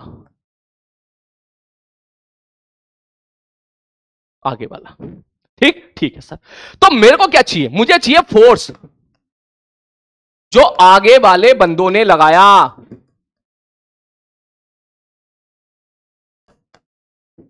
तो आप इसको ऐसे भी लिख सकते हो, कैसे? बोले सर ये बताओ, सर ये बताओ एक पार्टिकल का चेंज इन मोमेंटम कितना है? मैंने कहा 2mu + b। क्या ये एक पार्टिकल का चेंज इन मोमेंटम है? मैंने कहा हाँ। तो सर एक सेकेंड में कितने पार्टिकल टकराए? अगर हमने वो लिख दिया तो सॉल्व हो गया। सर ये क्या है? ये एक पार्टिकल का है। मैंने कहा ठीक है, तो सर वो कैसे लिखें? मैंने कहा स्मार्टली लिख देते हैं। कैसे लिखेंगे सर? डेंसिटी, ठीक है सर जी, इनटू वॉल्यूम।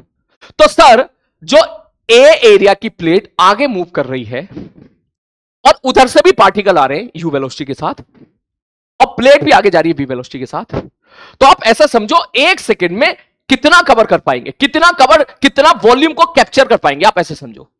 तो आप सीधा बोलोगे सर जो भी उसकी वेलोसिटी है, relative velocity, direct relative velocity लिख दे, क्योंकि कुछ प्लेट चलेगी कुछ पार्टिकल चलेंगे, ठीक है, into sir V relative, into अगर मैं dt कर दूं तो ये वो एक तरह से डिस्टेंस आ गई, या थिकनेस आ गई, या वो लेंथ आ गई, ठीक है भाई साहब, और एरिया से मल्टीप्लाई कर दूंगा तो ये आपका वॉल्यूम आ गया। तो डेंसिटी इंटू वॉल्यूम इस भाई साहब टोटल नंबर ऑफ, यहां पर आपको पता चल गया कितने पार्टिकल्स यहां पे थे, ऐसे समझ लो। अब इसके बाद सवाल में कोई दम ही नहीं बचा। सर ये क्या? तो चेंज इन मोमेंटम है। सर ये है change in momentum of one particle, और ये है सर dt टाइम में कितने पार्टिकल टकराए। तो this is a total change in momentum, और टोटल चेंज इन मोमेंटम पर सेकेंड इज कॉल्ड। क्लियर है? चलो आई होप आपको इस सवाल में मजा आया होगा। चलो चलते हैं अगले सवाल की तरफ। एक और सवाल आपके स्क्रीन पे ये रहा, बोनस लिखा हुआ है। मैंने सवाल इसीलिए लिया है कि बोनस लिखा क्यों है, ये बोनस है क्यों। जल्दी से क्वेश्चन को पढ़े फिर देखते हैं। पढ़ लिया। चलो सवाल देखते हैं। उन्होंने बोला थर्मली आइसोलेटेड सिलेंडर है, क्लोज वेसल है, भाई साहब बंद कर रखा है इसको, ठीक है, of height 8 metre, is kept vertically divided into 2 equal parts by the diathermic, मतलब परफेक्ट थर्मल कंडक्टर, इसके थ्रू ये जो भी है बीच में पिस्टन, इसके थ्रू क्या हो सकती है, हीट ट्रांसफर हो सकती है। उसके बाद the frictionless partition of the mass is, इसका मास भी दे रखा है, the partition is held initially at a distance of 4 metre from the top, इसका मतलब ये मिड पर है। ठीक ठीक है sir ji, as show in the systematic diagram, each of the 2 parts of the vessel contains number of moles उसने दे रखे हैं, और टेम्परेचर भी दे रखा है, मतलब यहां पे नंबर ऑफ मोल से 0.1 मोल, और टेम्परेचर कितना है 300 केल्विन, और यहां पर भी है 0.1 मोल, और टेम्परेचर कितना भाई साहब 300 केल्विन। ठीक है, नेक्स्ट आगे बढ़ते हैं। उसके बाद partition now release and move without any gas leakage from the one part of the vessel to the another. भैया आपस का लेन देन ना दे रखा, कह रहा है इसके मॉलिक्यूल तुम यहीं खुश रहो, इसके मॉलिक्यूल तुम यहीं खुश रहो, ठीक है, और ये मूव किया है, ठीक है भाई साहब मूव किया है। जब उसे बोला जब इक्विलिब्रियम, जब भी कभी इक्विलिब्रियम पहुंचेगा, ठीक है, द डिस्टेंस बता दो फ्रॉम द टॉप कितना होगा। सवाल बेसिकली ये है, मैं सवाल समझा देता हूं देसी भाषा में, तो मैंने अंग्रेजी पढ़ी थी। भैया एक सिलेंडर है, ठीक है, ऊपर भरी हुई है मान के चल हरी हरे रंग की गैस, और नीचे भरी है सपोज लाल लाल रंग की गैस। वैसे दोनों गैस एक ही है, वो खुद कह रहा है, लेकिन ठीक है, हरा रंग लाल रंग मैं समझाने के लिए कह रहा हूं। मतलब हरी वाली गैस लाल में नहीं जाएगी, लाल वाली गैस हरी वाली नहीं जाएगी, मतलब ऊपर अपनी दुनिया में अलग गैस भरी पड़ी है, ये ले, टिंग टिंग टिंग टिंग टिंग टिंग टिंग टिंग टिंग टिंग टिंग टिंग टिंग, और नीचे भैया अपनी अलग गैस भरी पड़ी है, टिंग टिंग टिंग टिंग टिंग टिंग टिंग टिंग टिंग टिंग। दोनों का मोल दे दिया है, दोनों का टेम्परेचर दे दिया है, ठीक है सर। अब आपस में नहीं होगी, ऊपर वाली नीचे नहीं जाएगी, नीचे वाली ऊपर नहीं जाएगी, और इसको छोड़ दिया इसके हालात पर। जैसे ही आपने इसको इसके हालात पे छोड़ा, फिर क्या हुआ, बोले सर ये गया नीचे, ठीक है भाई साहब नीचे गया, और नीचे जाके एक बार ये इक्विलिब्रियम पे आ गया। मैंने कहा ठीक है, अब अगर ये इक्विलिब्रियम पे आ गया, तो मैंने डायग्राम यहां बना रखा है कि मान ले भाई साहब ये इस जगह पर इक्विलिब्रियम पे आ गया, तो एपीडी बनाए तो नीचे लग रहा होगा mg, और यहां सपोज मान के चलो प्रेशर हो गया P1 और यहां प्रेशर हो गया P2, तो यहां फोर्स लग रहा होगा P1 इंटू एरिया, और नीचे वाली गैस की वजह से प्रेशर लग रहा होगा P2, फोर्स लग रहा होगा P2 इंटू एरिया। सिंपल, वो खुद कह रहा है इक्विलिब्रियम में, तो मैं क्या सीधा बोल दूं, बोले इक्विलिब्रियम में तो ऊपर वाला फोर्स बराबर नीचे वाला फोर्स, सर नीचे वाला फोर्स है P1 इंटू ए, और एक mg बराबर ऊपर वाला फोर्स हो जाएगा P2 इंटू एरिया। मैंने कहा ठीक है, यहां तक तो कोई दिक्कत नहीं सवाल में। प्रॉब्लम ये है, बोला ठीक है सर, प्रॉब्लम क्या है सर, प्रॉब्लम बताओ। तो बोला बोनस क्यों हुआ ये, बोले ये बता प्रोसेस कौन सा है। सर ऊपर हवा, हवा ही है सर, ऊपर हवा है तो आइसोबैरिक, हवा नहीं है, क्लोज कर रखा है उसने, ये देख क्लोज। तो इस सवाल में ये दिक्कत है कि कुछ गिवन नहीं है डेटा, कौन सा प्रोसेस हम यहां पर बोले। अब आप इसको एडियाबैटिक भी नहीं बोल सकते, ना इसको एडियाबैटिक बोल सकते हो, ना इसको एडियाबैटिक बोल सकते। क्यों, क्योंकि सर यहां पर क्या है, सर ये क्या है, ये सर इसने बोला इसके थ्रू हीट का एक्सचेंज हो सकता है। अच्छा आइसोकोरिक, आइसोकोरिक तो साफ साफ नहीं है, इसका वॉल्यूम बढ़ रहा है, इसका वॉल्यूम घट रहा है, तो एडियाबैटिक भी गया, आइसोकोरिक भी गया। आइसोबैरिक नहीं भाई साहब, आइसोबैरिक कैसे हो जाएगा यार, है वैसे भी इक्विलिब्रियम कंडीशन लिखनी है हमको यहां पर, ठीक है सर जी। फिर तो एक ही बचा आइसोथर्मल, हाँ आइसोथर्मल। तो जिन बच्चों ने आइसोथर्मल माना उसका आइसोथर्मल का आंसर आ गया, लेकिन क्योंकि यहां पर डेटा गिवन नहीं है कि ये प्रोसेस कैसा है, कहीं इसने ये नहीं लिखा कि टेम्परेचर ऊपर नीचे सेम रखना है, तो इसीलिए ये सवाल को बोनस दे दिया गया। परंतु क्योंकि ये सेशन इस बात के लिए भी है कि हम सवाल से क्या सीख सकते हैं, तो अगर ये आइसोथर्मल दिया होता तो फिर हम लोग कैसे सॉल्व करते। फिर तू कहता सर जी देखो यहां पर मान लो सर अगर ये आइसोथर्मल है, मैंने कहा ठीक है, तो मुझे बस P1 P2 कुछ पता चल जाए इंफॉर्मेशन। मैंने कहा बिल्कुल। बोले भैया मान लो यहां पर प्रेशर था, मान के चलो P0 शुरू में थोड़ी देर के लिए, अब वॉल्यूम था V0। उसने बोला ये डिस्टेंस बता दो, तो मान ले मेरे भाई ये डिस्टेंस है सपोज x, तो ये हो जाएगी 8 माइनस एक्स। क्लियर सर, यहां प्रेशर P0 मान लिया, V0 मान लिया, ये P0 ये V0। ओके सर जी, ठीक है सर, ओके सही है सर, दोनों सेम का है मान लिया, नंबर ऑफ मोल सेम है, हाँ सेम है, टेम्परेचर सेम है, हाँ सेम है, वॉल्यूम सेम है, हाँ सेम है। क्यों, कह रहा मिड में है, ये 8 मीटर है तो 4 मीटर है, तो ये 4 मीटर ये 4, मतलब ये वाला वॉल्यूम ये वाला वॉल्यूम बराबर, volume same, number of mole same, temperature same, PV बराबर एनआरटी, प्रेशर को सेम होना पड़ेगा। ठीक है सर जी, तो ये P0 है तो ये भी P0 है। तो मैं अब बात कर रहा हूं ऊपर वाले के लिए। अगर मैं ऊपर वाले के लिए बात करूं, मतलब इस गैस के लिए बात करूं, तो सर अगर आइसोथर्मल मान लूं सपोज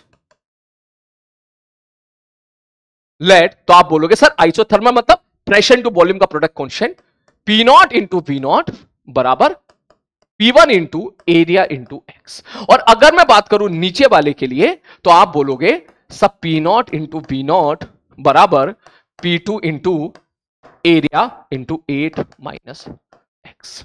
बस आपको सवाल यहीं से सॉल्व हो जाएगा आपका। ये वैल्यूज पे यहां पुट कर रहा हूं, देख P1 इंटू एरिया क्या लिखेगा, P1 इंटू एरिया बराबर P0 B0 upon x plus mg बराबर P2 इंटू एरिया बराबर P0 B0 upon 8 minus x. That means अब आप सॉल्व करके x निकाल सकते हो, इसको उधर लेके चले जाओ, P0 B0 को कॉमन निकाल लेगा, 1 upon 8 minus x minus 1 upon x बराबर mg। सारी इंफॉर्मेशन गिवन है, बस P0 B0 नहीं पता तो कोई बात नहीं, P0 B0 नहीं पता तो P0 B0 की जगह मैं लिख दूंगा nRT0। nRT0 number of moles पता है, R की वैल्यू 25/3 पता है, T0 की वैल्यू क्या है 300 केल्विन है, 300 केल्विन पुट कर दे, सारी वैल्यूज गिवन है, मास दे रखा है, जी दे रखा है, SI सिस्टम में खेल और सॉल्व करके मस्त आंसर निकाल। क्लियर है? चलो आगे बढ़ते हैं। आई होप इस सवाल से आपको सीखने के लिए मिला होगा। उसके बाद एक और अच्छा सवाल है। अच्छा बीच में ना ज्यादा मस्ती मत मार भाई पीसी, बीच में ना कुछ सवाल ऐसे भी आए थे जो बच्चों को बेवजह परेशान कर रहे थे, जैसे कि एक ये सवाल है, ध्यान से देखना, इसको मैं डिस्कस नहीं कर पाऊंगा क्योंकि सवाल बहुत आसान है, बस मैं आपको ये बताना चाह रहा हूं कि ऐसा भी होता है। आईटी वाले बोलेंगे हमारे यहां ऐसा भी होता है। कैसा होता है कि उसने एक सवाल पूछा था, पैराग्राफ के फॉर्म में 2 क्वेश्चन पूछे थे, ठीक है, और बड़ी अजीब सी थ्योरी लिख दी थी, बड़ी अजीब सी थ्योरी। एक पढ़ने वाला बच्चा अगर ये सेशन देख रहा है तो उसे बहुत कुछ सीखने के लिए मिलेगा, ठीक है। क्या थ्योरी देती थी उन्होंने, बोले in thermodynamic process an ideal motor because the infinity small heat absorb by the change in thermodynamic quantity X of the system for a mole gas is X बराबर 3/2 r ln t upon ta plus r ln b upon b are the gas फलाना ढिंकाना। अजीब, मतलब कुछ अलग ही theory उसने यहां पे दी थी।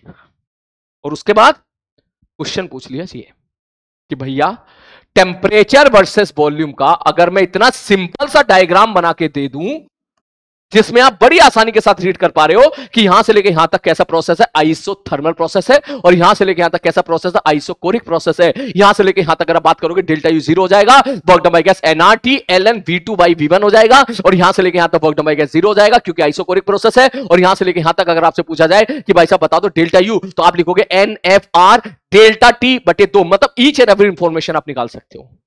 सिंपल सा सवाल है। और उसने आपसे यहां से 1 2 3 4 करके यहां से पूछ लिया कि भाई साहब कि वर्क डन बाय सिस्टम बता दो, 1 से लेके 2 से लेके 3, चेंज इन डेल्टा यू बता दो, हीट एब्सॉर्ब बता दो और हीट एब्सॉर्ब बता दो। इन्हीं के साथ खेलता है यार पूरा थर्मोडायनेमिक्स हमारा फिजिक्स में। Delta Q delta you work done by gas, maximum सवाल आपके इसी से निकल के आ जाते हैं। तो मतलब यहां पे किसी भी प्रोसेस के लिए आपसे सवाल पूछ रहा है, आप निकाल सकते हो यार, ए से लेके बी निकाल सकते हो, मतलब 1 से लेकर 2 तक, 2 से लेकर 3 तक, सिंपल सा सवाल है। अगर मैं लिखने पे आऊं तो क्या लिखेगा, देख 1 से लेकर 2 तक क्या लिखेगा सर, 1 से लेकर 2 तक आइसोथर्मल प्रोसेस है तो nRT, T की वैल्यू कितनी है T0/3 ln V2/V1, V2/V1 कितना हो जाएगा ln 2। ये यहां से यहां तक का वर्क डन हो गया, ऊपर कितना वर्क डन हो गया, बोले 0 हो गया।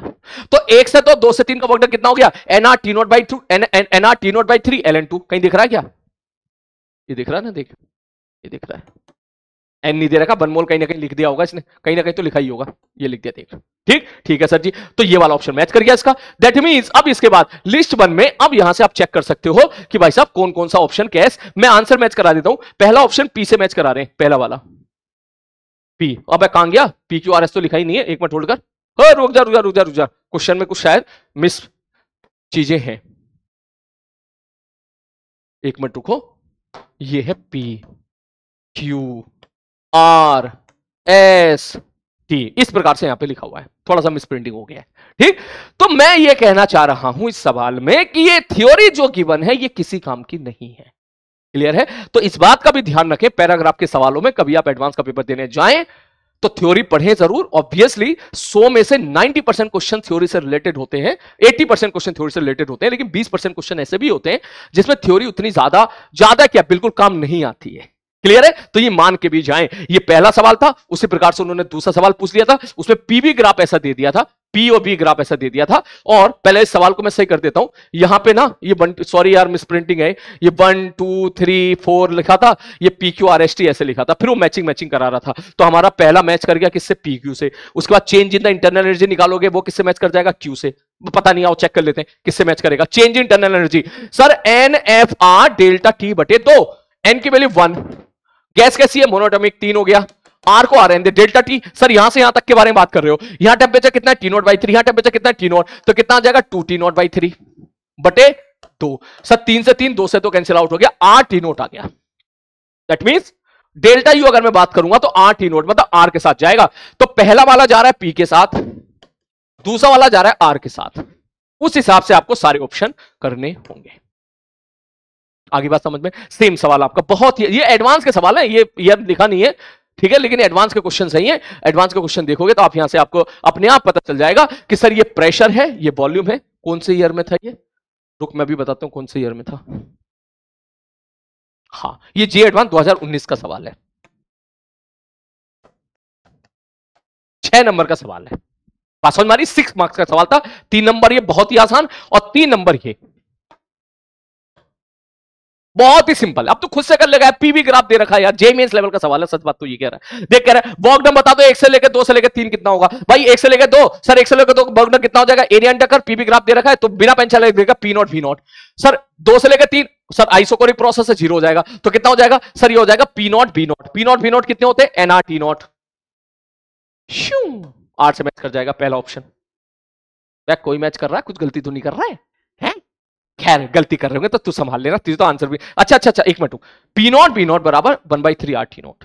रुक जा, देख 1 से लेकर तो बॉगडन कितना होगा, ये वाला एरिया P0 V0 प्लस 2 से लेकर 3 बॉगडन क्या होगा 0, तो टोटल बॉगडन क्या गया P0 V0। अब वो खुद कह रहा है P0 V0 बटे 1/3 R T0 है, क्यू से मैच कर रहा है।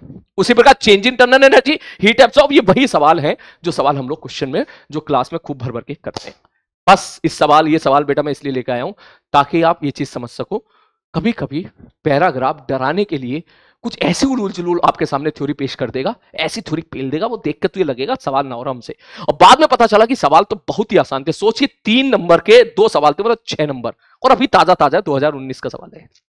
क्लियर है? चलो अब थोड़े से और अच्छे सवाल की तरफ चलते हैं। एक क्वेश्चन ये है, बड़ा प्यारा सवाल है, ठीक है, बहुत अच्छा सवाल है। मैं चाहूंगा कि आप इस क्वेश्चन को अभी पढ़ें, जल्दी से ट्राई करें। ये रहा पूरा क्वेश्चन, ठीक है, डिस्कशन के पॉइंट ऑफ व्यू से बहुत अच्छा सवाल है, इससे बहुत सारी चीजें आपकी कंसेप्ट क्लियर हो जाएंगे। ये है इसका पहला पोर्शन, पहला पार्ट, और ये इसका दूसरा पार्ट। स्क्रीन को पॉज करें, क्वेश्चन को ट्राई करें, जल्दी। हाँ ठीक है, देखो सवाल में ये कहना चाह रहा है, मैंने यहां पर थोड़ा समय बचाने के लिए इंफॉर्मेशन लिख दी है इस बात को समझाने के लिए। ये जो डेटा मैंने यहां पे लिखा है कि ऊपर वाले डब्बे में 2 मोल गैस भरी पड़ी है, डायटोमिक गैस है, 400 केल्विन टेंपरेचर है, और नीचे वाले में 2 मोल गैस भरी पड़ी है, 700 केल्विन पर है, और मोनोएटॉमिक गैस है। इस बात को समझाने के लिए उसने 6-7 लाइन ले ली है, नहीं तो समझ ले। देख, in the diagram a container is shown to have a movable piston without friction, ठीक है, पिस्टन एट द टॉप, ठीक है भाई साहब, ओके ओके। उन्हें बोला container and the piston are made up of the perfectly insulating material. इसका मतलब हीट का आदान प्रदान, कौन कौन भाई साहब, ये और ये और ये, इन्हें हीट का आदान प्रदान नहीं हो सकता, ठीक है भाई साहब, okay. Allowing no heat transfer between the outside and the inside the container, डब्बे के बाहर और डब्बे के अंदर कोई भी हीट नहीं आएगी। इसका मतलब आइडियाबैटिक नहीं, ऐसे नहीं बोलना है, ठीक है, क्या पता आपस में हीट का लेन देन हो रहा हो, ठीक। मतलब ये इतना कहना चाह रहा है कि अगर मैं ये लाल लाल रंग से बना दूं, ये पूरा लाल लाल रंग, ये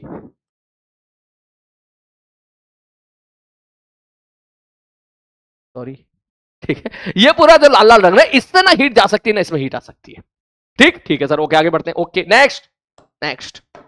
अब उसने बोला है, ठीक है, ओके, अब उसने बोला था container is divided into 2 compartment by a rigid partition made up of a thermally conducting material. इसका मतलब ये जो है हरे हरे रंग से मैं जो दिखा रहा हूं, ये कंडक्टिंग मटेरियल है, इसके थ्रू हीट का ट्रांसफर हो सकता है। वो खुद कह रहा है that allow slow transfer of heat, मतलब होले होले हीट ट्रांसफर हो सकती है।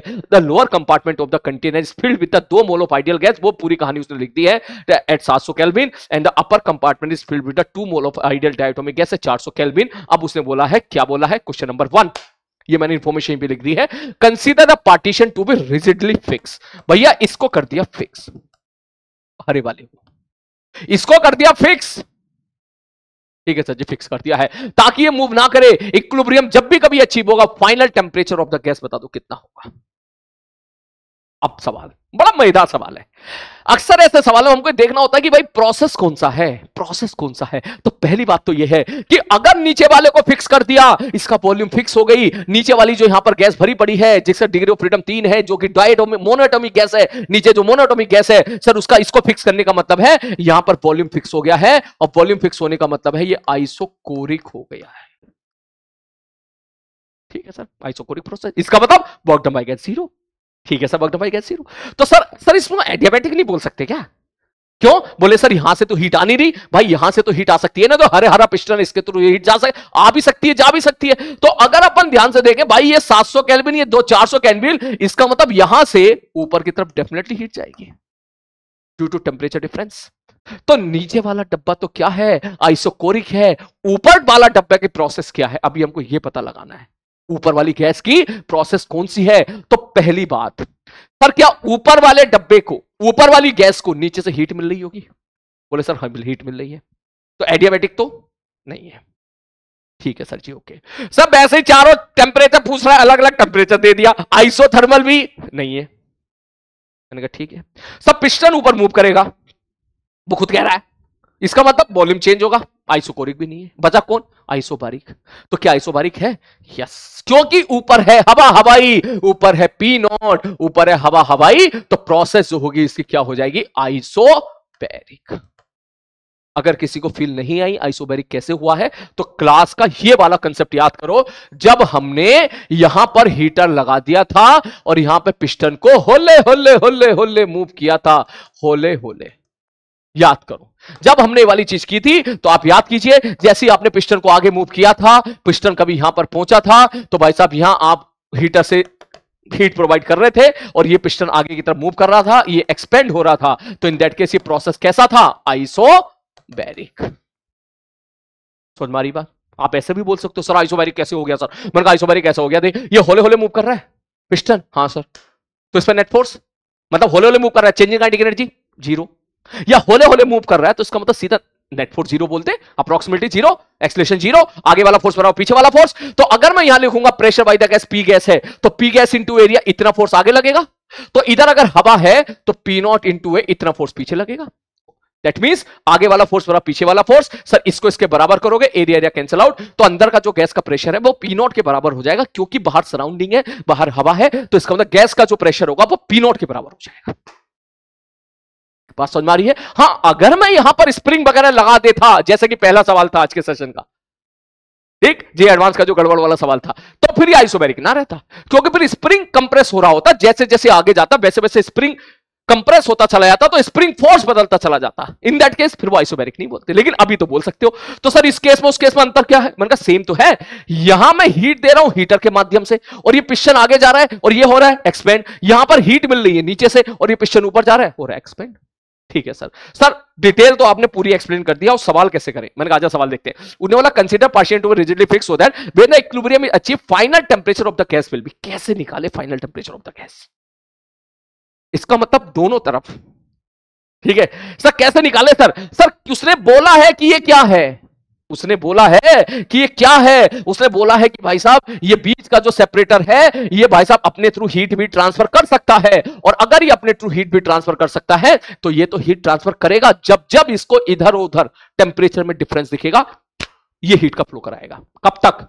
जब तक दोनों तरफ टेंपरेचर सेम ना हो जाए। मान लें यहां पे टेंपरेचर टी है तो यहां भी टेंपरेचर टी है, और ये जो पिस्टन है ये पिस्टन सपोज कहीं ऊपर चला गया। ठीक है सर, कैसे निकालें सर, आप कैसे सॉल्व करें? मैंने कहा यार एक बात बता। बोले हाँ सर। कैसे करें सवाल को, कैसे करें, कैसे करें सवाल को? ठीक प्रोसेस देख, ये मत समझना कि सॉरी इतना टाइम मैं डिटेल में डिस्कस कर रहा हूं, यही सवाल मैं 3 मिनट के अंदर सॉल्यूशन लिख के भी बढ़ सकता हूं। इस टाइम इसलिए लग रहा है क्योंकि मैं सवाल को पढ़ के डिटेल में डिस्कस कर रहा हूं, उसके आजू बाजू की चीजें भी आपकी रिवाइज करा रहा हूं, और उसके आजू बाजू की चीजें और जो डिस्कस बन सकती है सवाल में वो भी मैं डिस्कस कर रहा हूं। ठीक, ठीक है सर। तो सर जी देखो, मैंने कहा हाँ, यहां से इधर हीट गई, मैंने कहा हाँ, तो क्या मैं ऐसा कह दूं कि जितनी हीट ये देगा उतनी हीट ये लेगा?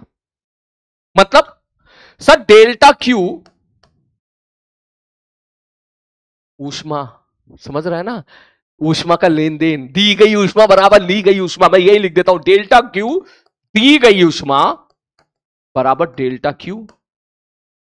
यार ये नहीं लिखता हूं, बड़ा अजीब लग रहा है ना। डेल्टा क्यू दी गई ऊष्मा मतलब अंग्रेजी में क्या बोलते हैं, गिवन, गिवन बराबर डेल्टा क्यू, अंग्रेजी में क्या बोलते हैं, टेकन। हाँ आप ठीक है, आप सही है, अंग्रेजी में लिखो तो अच्छा है, हिंदी में लिखो तो क्या हो गया सर, क्या है ये, ठीक है सर।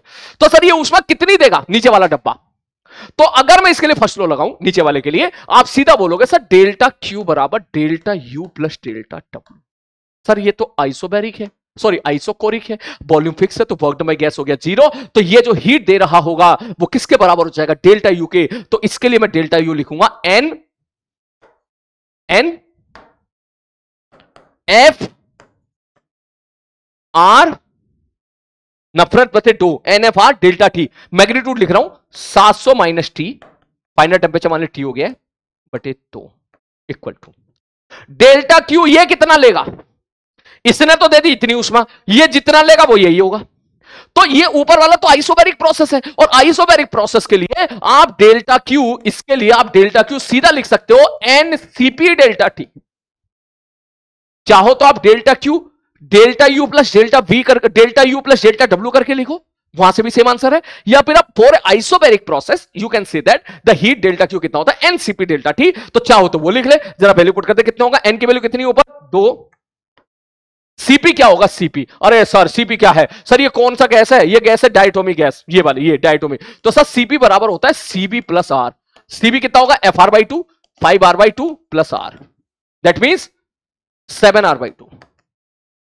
ठीक है भाई साहब, एन सीपी डेल्टा टी। मान ले इसका फाइनल टेम्परेचर टी हो गया है, और शुरू में टेम्परेचर इसका 400 था, तो इसका चेंज इन टेम्परेचर हो गया T minus N CP delta T. इनको अगर मैं सॉल्व करूंगा, 2 से 2 कैंसिल आउट, ये 2 से 2 इधर कैंसिल आउट, ये हो जाएगा 2100 माइनस 3t बराबर 70 माइनस 2800। तो 2800 इधर आ जाएगा, ये आ जाएगा 4900 बटे 10, 490। क्लियर है, बस देखना ये था कि नीचे वाला आइसोकोरिक है, ऊपर वाला आइसोबैरिक है। इसका सेकंड पार्ट में और मजा आएगा। सेकंड पार्ट में देखो क्या लिखा हुआ है, सेकंड पार्ट में सेम क्वेश्चन उसने दिया है, ये पैराग्राफ था बेसिकली, एडवांस में सवाल था कि now consider the partition to be free to move without the friction. मतलब अभी तक तो पार्टीशन को फिक्स किया था, तो नीचे वाला आइसोकोरिक हो गया था, वॉल्यूम फिक्स हो गया था नीचे वाले का, अब पार्टीशन को भी फ्री कर दिया भाई साहब उसने, so that the pressure of the gas both the compartment is same. ठीक है भाई साहब, then the total work done by the gas at the time they achieve the equilibrium. Total work done by the gases कितना होगा, work done, total work done by gas कितना होगा। ठीक है, तो सर अब कैसे करें, मतलब कुल मिलाकर नीचे वाले पार्टीशन को फ्री कर दिया। तो अब अगर मैं आपसे बात करूं कि पहले प्रोसेस बता, तो ऊपर वाला तो आइसोबैरिक था ही, ठीक है, अब नीचे वाला, अब जो पार्टीशन को फ्री कर दिया, फ्री टू मूव कर दिया है, ठीक, तो इसका मतलब नीचे वाला भी आइसोबैरिक, ऊपर वाले भी आइसोबैरिक, दोनों आइसोबैरिक आइसोबैरिक हो गए। तो अगर मैं निकाल पाया फाइनल टेम्परेचर, ठीक है, हाँ सर फाइनल टेम्परेचर निकाल लिया, तो क्या मैं वर्क डन बाय गैस लिख सकता हूं आइसोबैरिक के लिए एनआर डेल्टा टी, दोनों के लिए। तो दैट मींस मुझे इस सवाल में करना क्या है, बोले अगर ये आइसोबैरिक होता और ये भी आइसोबैरिक होता, तो जितनी ऊष्मा नीचे, सवाल को क्रैक तो करना ही पड़ेगा। तो इसमें सवाल में सबसे बड़ा क्रैक करने की जो लाइन है वो यही है कि आपस में ऊष्मा का लेन देन हो रहा है, बाहर से कोई ऊष्मा आ नहीं सकती, क्योंकि बाहर से तूने बिल्कुल आइसोलेटेड कर रखा है उस लोग उसको, लेकिन आपस में ऊष्मा का लेन देन हो सकता है। तो ये अपनी ऊष्मा इसको दे रहा होगा, इसको दे रहा हो, ऑब्वियसली इसका टेम्परेचर ज्यादा है, तो इसका तो आपस में ऊष्मा का लेन देन हो रहा होगा। तो अब इस सवाल के लिए, कौन से क्वेश्चन के लिए भाई साहब, इस क्वेश्चन के लिए ऊपर वाला भी आइसोबैरिक हो गया, पहले भी आइसोबैरिक था, नीचे वाला भी आइसोबैरिक हो गया। तो आप सीधा बोलोगे सर नीचे वाला कितनी ऊष्मा देगा आइसोबैरिक प्रोसेस के लिए, डेल्टा क्यू आप लिख सकते हो एनसीपी डेल्टा टी आइसोबैरिक के लिए। आओ जरा देखते हैं क्या लिखेंगे भैया। सर नीचे वाला कितनी हीट देगा, सर नीचे वाला देगा एन सीपी, नीचे है monatomic gas 5r/2 into delta T 700 minus T. आप ये समझिए एनसीपी डेल्टा टी, मैं ये मैग्नीट्यूड लिख रहा हूं, दी गई ऊष्मा बराबर ली गई ऊष्मा। अगर आप ये कर रहे हो तो दी गई ऊष्मा का आपको मॉड लिखना है, क्योंकि मैं साइन ऑलरेडी कंसीडर कर चुका हूं। ठीक है भाई साहब, इक्वल टू दूसरे के लिए, ऊपर वाले के लिए N Cp delta T. Final temperature 400 से ज्यादा ही होगा तो बड़ा टेम्परेचर माइनस छोटा टेम्परेचर। अगर आप इसको सॉल्व करोगे तो देखिए भैया 2 से 2 कैंसिल, 8 से 8 कैंसिल हो, 3500 माइनस 5t बराबर 70 माइनस 2800। इसको इधर लेके आ जा, उसको इधर लेके आ जा, टी बराबर निकल के आ जाएगा 12 से डिवाइड कर दे, 00, 8 5 13 का 3 हंसी लगा 1, 3 2 5 और 1 6, ये आ गया टी। ठीक है सर, ये तो टी आ गया सर, लेकिन उसने पूछा क्या है, उसने बोला total work done by gas. अब लिख लेते हैं sir, work done by gas ऊपर वाली क्या लिखोगे, एन आर डेल्टा टी। ठीक है सर जी, ओके, एन की वैल्यू 2, आर को आर रहने दे, डेल्टा ठीक है लिखोगे। सब फाइनल टेम्परेचर कितना आ गया, ये तो बड़ी खराब आंसर आ रहा है, इसको अच्छे से लिखे में 12 पंजे 60 बचा 3, सही है ना, 12 पंजे 60 बचा 3, 0 बढ़ा दिया, 12 दूनी 24, 6 12 पंजे 60, 525। तो भैया 525 अभी है, 400 पहले था, तो इसका मतलब कितना आ गया 125। ठीक है sir, work done by gas अगर नीचे वाले के लिए पूछेंगे तो एनआर डेल्टा टी, एन कितना है 2, आर की वैल्यू आर है, डेल्टा टी कितना, नीचे वाला 700 था, 700 से 525 हो गया, 175 का लॉस हो गया इसमें। सही जा रहे हैं ना, हाँ सही जा रहे हैं। तो टोटल वर्क डन कितना हो जाएगा, वर्क डन नेट।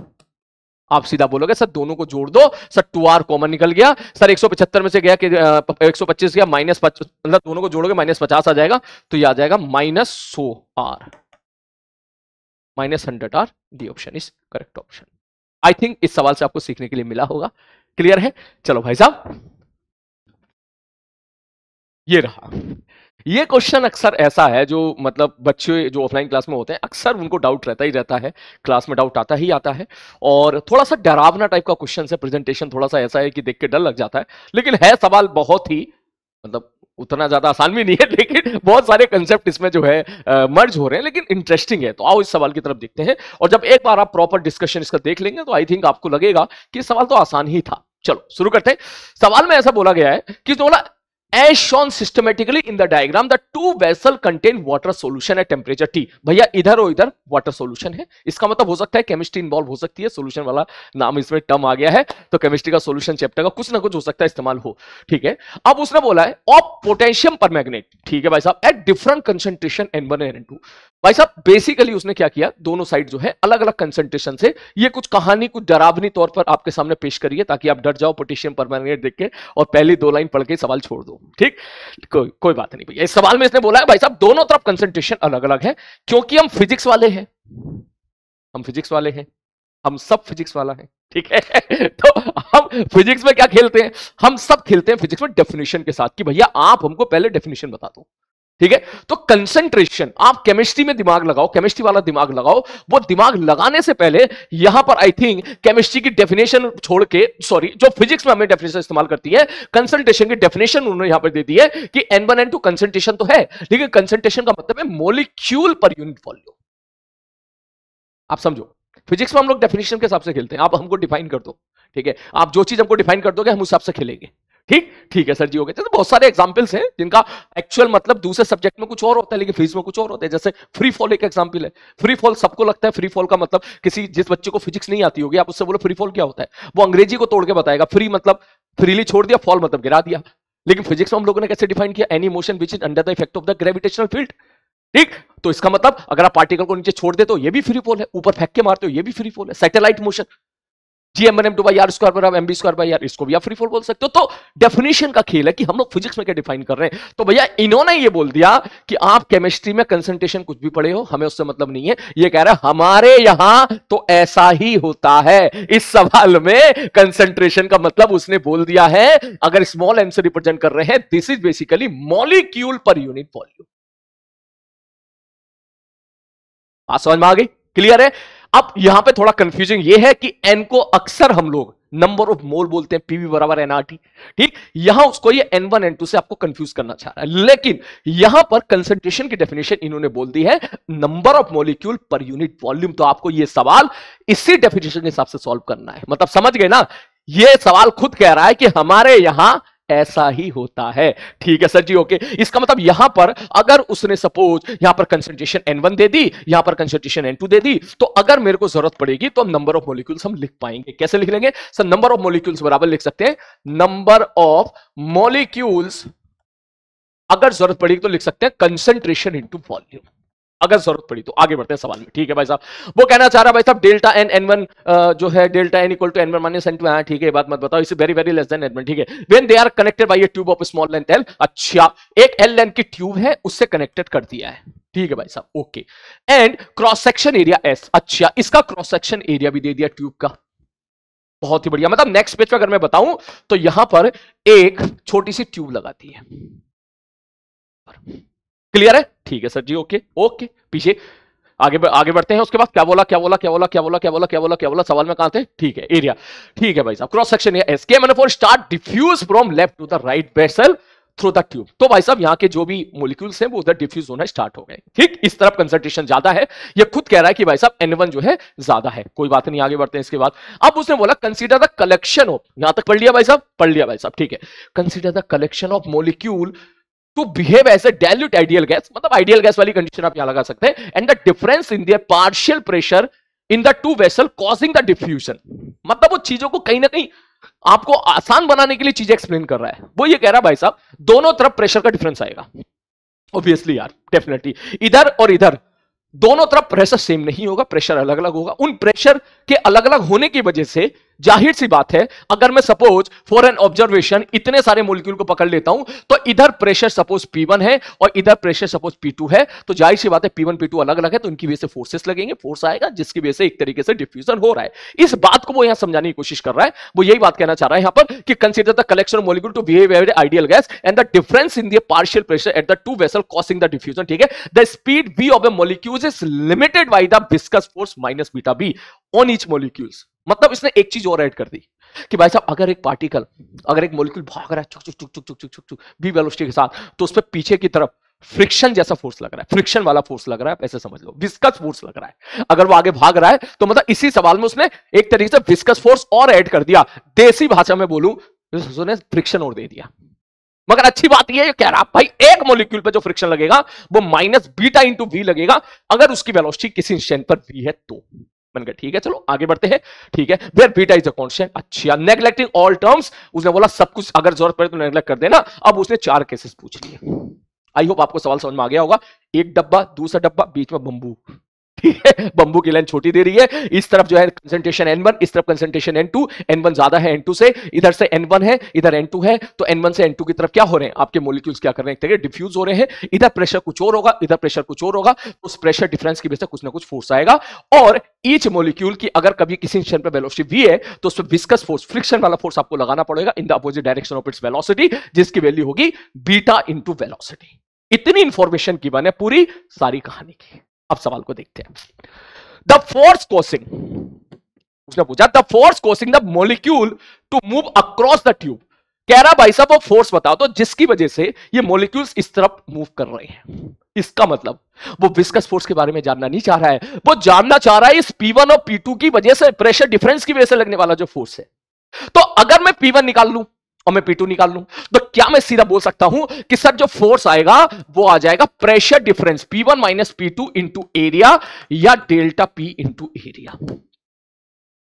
ठीक है, तो हमें निकालना पड़ेगा भाई साहब P1 P2। तो चलो मैं यहीं पर, जगह कम है तो यहां सॉल्व कर लेते हैं। तो मान लो इस तरफ प्रेशर है P1 और इस तरफ प्रेशर है P2। अब क्या करें भैया, वो कह रहा था आइडियल गैस की बात कर रहा था, तो क्या PV बराबर nRT लगा दूं? बोले लगा दो सर। तो मैं यहां पे लिख सकता हूं P1 V1 PV बराबर where V is the volume nRT। अब दिक्कत वाली बात यह है, यहां पर P बराबर nRT में n क्या होता है, नंबर ऑफ मोल्स। तो पहले तो मेरे को नंबर ऑफ मोल्स निकालने पड़ेंगे, ठीक है भाई साहब। लेकिन अगर मैं ऑप्शन देखूं तो वो किसके साथ खेल रहा है। अब देख, सवाल को क्रैक करने का सबसे बढ़िया तरीका, पहले ऑप्शन देख लो, वो गेम किसके साथ खेलना चाह रहा है। वो गेम खेलना चाह रहा है डेल्टा एन के, टेम्परेचर के, एरिया के, और अच्छा एस क्या है, एस आई थिंक एरिया ही था, कहीं ना कहीं लिखा था, हाँ एस इज द एरिया, ठीक है, हम तो ए ही मानेंगे, ठीक। और KB, KB is the Boltzmann constant. अच्छा R upon N A, okay, chemistry में पढ़ा था बोल्ट्जमैन को, आर अपॉन एन ए। इसका मतलब हमें कुछ इनके साथ खेलना है। चलो भैया खेलते हैं। तो सब P इक्वल टू nRT, एक ही तो क्वेश्चन दिया P इक्वल टू nRT जो हमेशा हमारी मदद किया करती थी। यहां पर n क्या था, नंबर ऑफ मोल्स। तो नंबर ऑफ मोल्स कैसे निकालूं मैं, तो भैया अगर मैं डेफिनेशन इस्तेमाल करूं तो भाई यहां डेल्टा n लिखा हुआ है, delta n, what is delta n, बोले delta n is n1 minus n2। तो मेरे को कहीं ना कहीं n1 n2 को लेके आना पड़ेगा गेम में, ठीक है सर जी। और कैसे लेके आऊंगा, बोले सर नंबर ऑफ मॉलिक्यूल्स कितना है, n into volume. Where N क्या है सर? कंसंट्रेशन, जो हमारे क्वेश्चन का गिवन डाटा है। तो नंबर ऑफ मॉलिक्यूल्स को अगर मैं Na से डिवाइड मार दूं तो क्या ये नंबर ऑफ मोल हो जाएंगे? हाँ, नंबर केमिस्ट्री पढ़ा था, नंबर ऑफ मोल बराबर मॉलिक्यूल्स अपॉन एवोगैड्रो नंबर, ठीक है। और नंबर ऑफ मॉलिक्यूल्स क्या हुए? N into volume. ये इन्होंने सवाल वालों ने दे दिया। What is N? N is the concentration. कहां लिखा है? कहां लिखा है? कहां लिखा है? कहां लिखा है? कहां लिखा है? ये लिखा है कंसंट्रेशन। तो इसका मतलब मैं लिख सकता हूं नंबर ऑफ मोल की जगह डायरेक्ट सर क्या? Concentration volume upon Na। तो डेट मींस मैं यहां पे डायरेक्ट लिख रहा हूं, ये इसकी जगह पीवी बराबर एनआरटी। सर एन क्या? Number of moles. Number of moles क्या लिखेंगे इस साइड में? मान के चलो इधर कंसंट्रेशन N1 था, N1 into volume upon Na। ये नंबर ऑफ मोल्स आ गया है। पीवी बराबर NRT। क्लियर है? सिंपल एकदम, छोटी सी हमने इक्वेशन का इस्तेमाल करा, ठीक है sir. Volume volume cancel out हो गया, P1 बराबर निकल के आ गया N1। N1 नंबर ऑफ मोल नहीं है, कंसंट्रेशन है। R अपॉन Na को हम लिख सकते हैं K, Boltzmann quotient into T। इस तरफ प्रेशर अगर इतना है तो इस तरफ प्रेशर कितना हो जाएगा? N2 K इंटू T, अगर दोनों साइड टेम्परेचर सेम है तो। क्लियर है? ठीक है सर जी। तो भैया प्रेशर डिफरेंस कितना हो गया? तो सीधा बोलेगा सर जी प्रेशर डिफरेंस आ जाएगा sir P1 minus P2। Sir दोनों को घटा दो तो N1 KT minus N2 KT बराबर N1 माइनस N2 कॉमन निकल के बाहर, सर KT कॉमन निकल के बाहर आ जाएगा, ये निकल के आ जाएगा सर प्रेशर डिफरेंस जो निकल के आया है ये निकल के आ जाएगा कितना? Delta N into K into T। इसी की वजह से डिफ्यूजन हो रहा है, क्वेश्चन वाला खुद कह रहा है, हमें दिमाग ना लगाना, वो खुद कह रहा है। इस प्रेशर डिफरेंस की वजह से जो फोर्स लग रहा होगा इनटू एरिया, इसी की वजह से सारी नोटंकी हो रही है। ठीक, तो इस फोर्स की वैल्यू कितनी आ गई? डेल्टा एन के इंटू टी इंटू ए। तो चेक करके देख लो क्या यही आंसर आ रहा है? डेल्टा एन के इंटू टी इंटू ए। ये एस कह रहे हैं, हमें ये कह दे रहे, हमें ये से फील आ रही है, तो इसका मतलब yes this option is correct कि this force costing to the molecule to move across the tube is इतना। इस फोर्स की वजह से बेसिकली मॉलिक्यूल डिफ्यूज हो रहे हैं, और इस फोर्स की वजह क्या है? प्रेशर का डिफरेंस। प्रेशर का डिफरेंस मतलब इधर P1 इधर P2, दोनों साइड प्रेशर डिफरेंस है। इसी वजह से क्या हो रहा है भाई साहब? ये सारी घटना घट रही है। अच्छा, और देखते हैं इसमें, ए ऑप्शन तो सही आ गया, फिर भी एक बार चार ऑप्शन पढ़ लेते हैं। Force balance imply N1 beta BBL। अच्छा, बीटा मतलब विस्कस फोर्स को लगाना चाह रहा है, बाद में देखेंगे इसको। Total number of molecule going across, इसको भी बाद में देखेंगे। Rate of molecule getting transfer to the tube does not change with respect to time. वो कहना चाह रहा है भाई साहब जिस रेट से मॉलिक्यूल इस तरफ भाग रहे हैं, डिफ्यूज हो रहे हैं, ठीक है, तो क्या क्या क्या क्या क्या क्या the rate of molecule getting transfer to the tube does not change with, क्या वो टाइम के हिसाब से चेंज नहीं हो रहा?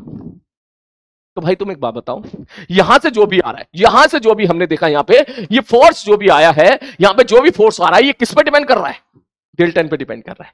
तो जैसे जैसे मॉलिक्यूल उस तरफ ट्रांसफर हो रहे होंगे, समझ मारी, जैसे जैसे मॉलिक्यूल सीधा ट्रांसफर हो रहे होंगे, तो क्या मैं ऐसा बोल दूं इस साइड की कंसंट्रेशन, इस साइड की कंसंट्रेशन लगातार बदल रही होगी, इसका मतलब कंसंट्रेशन लगातार बदल रही होगी, डेल्टा एन भी बदल रहा होगा। दैट मींस आप ये बोल सकते हो यहां से, बोले सर जी सर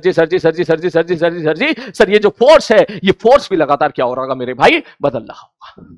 क्लियर है? तो वक्त के हिसाब से फोर्स बदल रहा होगा, तो फोर्स अगर बदल रहा होगा तो जाहिर सी बात है जो नंबर ऑफ मॉलिक्यूल जो ट्रांसफर कर रहे होंगे पर सेकंड, जो ट्रांसफर कर रहे होंगे वो भी चेंज हो रहे होंगे। ये ऑप्शन गलत हो गया। क्लियर है? ठीक है सर जी, ओके ओके। अब चलते हैं और दूसरे पार्ट की तरफ। दूसरे पार्ट में इसने बोला कि द फोर्स बैलेंस इंप्लाई, मतलब ये फोर्स को बैलेंस करना चाह रहा है। इस नेट फोर्स प्रेशर डिफरेंस की वजह से जो फोर्स है इसको बैलेंस करना चाह रहा है। किससे बैलेंस करना चाह रहा है? ऑप्शन से पता चला कि वो विस्कस फोर्स के साथ खेलना चाह रहा है। दैट मींस अगर मैं बात करूं, मैं केवल यहां पर फिर से बात करूं, बोले सर यहां पर F नेट अगर जीरो कर दूं, मतलब ये जो फोर्स आया है, ये फोर्स आया ड्यू टू प्रेशर डिफरेंस, जो कि कितना है मैं यहां पे लिख देता हूं, कितना है भाई साहब? Delta N K T into ए। ये फोर्स आया प्रेशर डिफरेंस की वजह से। वो कह रहा चाह रहा है भैया इसको विस्कस फोर्स से बैलेंस कर दो। मैंने कहा तो ठीक है कर दो भैया। विस्कस फोर्स क्या होगा? सब विस्कस फोर्स हमें क्या पता, वो खुद बताएगा। वो खुद कहना चाह रहा है विस्कस फोर्स की वैल्यू माइनस तो बताएगी डायरेक्शन, जिधर वेलोसिटी उसके अपोजिट, बीटा इंटू बी। लेकिन ये बीटा इंटू बी क्या दे रखा है? ये दे रखा है ऑन ईच मॉलिक्यूल। एक मॉलिक्यूल पर इतना फोर्स लग रहा है और हर मॉलिक्यूल पे लग रहा होगा पीछे की तरफ फोर्स।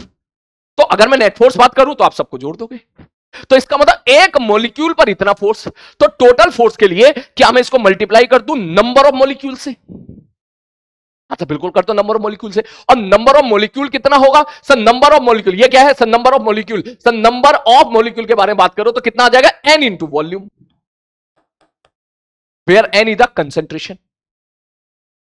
मैंने कहा ठीक है भाई साहब कोई दिक्कत वाली बात नहीं है, n इज द कंसेंट्रेशन। मैंने कहा ठीक है भाई साहब ओके कोई दिक्कत वाली बात नहीं है। तो अगर मैं बात करूं यहां से सब वॉल्यूम क्या लिखेंगे? वॉल्यूम। मैंने कहा भाई तू ये वॉल्यूम बता, वॉल्यूम क्या लिखें? क्या वॉल्यूम मैं यहां पर क्या लिखूं? तब वॉल्यूम क्या लिखना है? मैंने कहा वॉल्यूम को क्या मैं लिख दूं? ध्यान से सुना मेरी बात। सब वॉल्यूम को मैं यहां पे लिख सकता हूं सर जी देखो area of cross section into length. मैंने कहा ठीक है भाई साहब। और यहां पर आपका क्या आ जाएगा सर? ये n1। आप इस तरफ से बात कर रहे हो क्योंकि इधर के मॉलिक्यूल्स इधर जा रहे हैं। ठीक है sir ji okay. That means इसका मतलब मुझे लगता है सवाल पूरा सॉल्व हो चुका है। और कौन मरा कौन, देखिए कौन कटा कौन मरा? ए से ए कैंसिल आउट हो गया। तो आंसर क्या आ गया? डेल्टा एन के इंटू टी बराबर beta B n1 l, beta B n1 l बराबर डेल्टा एन के टी। ये ऑप्शन भी आपका मैच कर गया। क्लियर है? चलो अब आगे बढ़ते हैं।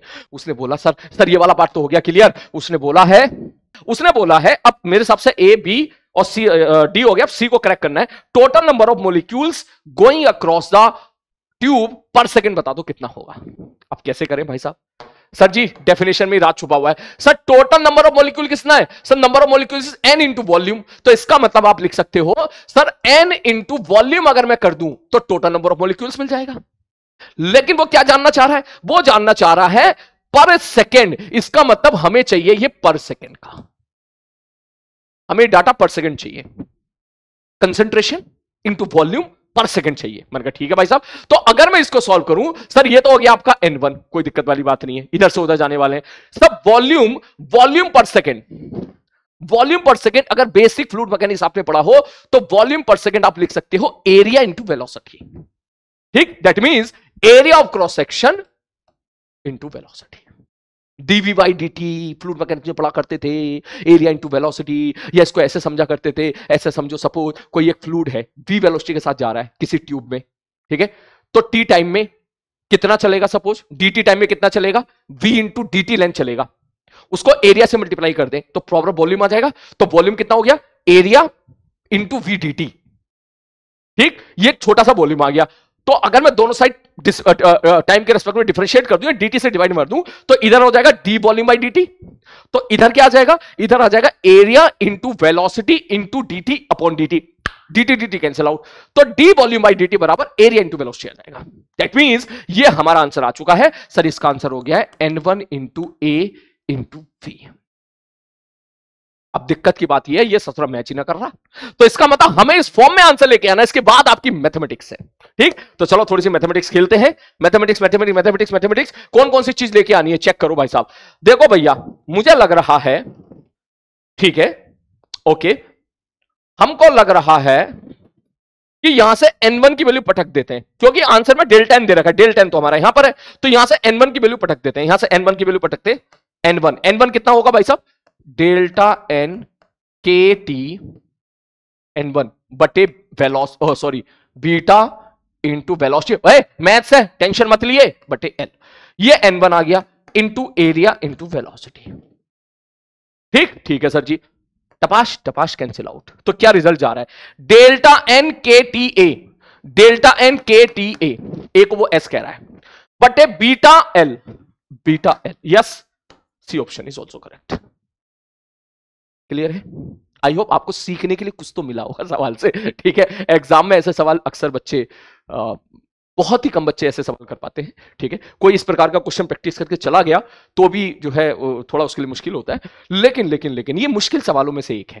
ठीक है, थर्मोडायनेमिक्स के मुश्किल सवालों में से एक है। इस सवाल को देख के डिमोटिवेट मत होइएगा, मैं ऑलरेडी पहले बता चुका, 30 में से 25 से 26 सवाल आप बिल्कुल सही कर सकते हो। बस आपकी कैलकुलेशन बढ़िया होनी चाहिए, कहीं भी गलती नहीं होनी चाहिए कैलकुलेशन में, और जो है सारे फॉर्मूले, सारे बेसिक कंसेप्ट आपको क्लियर होने चाहिए। क्लियर है? चलो आई थिंक काफी सारे सवाल डिस्कस हो गए। एक सवाल और अच्छा था, वो डिस्कस कर लेते हैं। वो कहां गया कहां गया कहां गया कहां गया कहां गया कहां गया कहां गया कहां गया कहां गया कहां गया, ये रहा।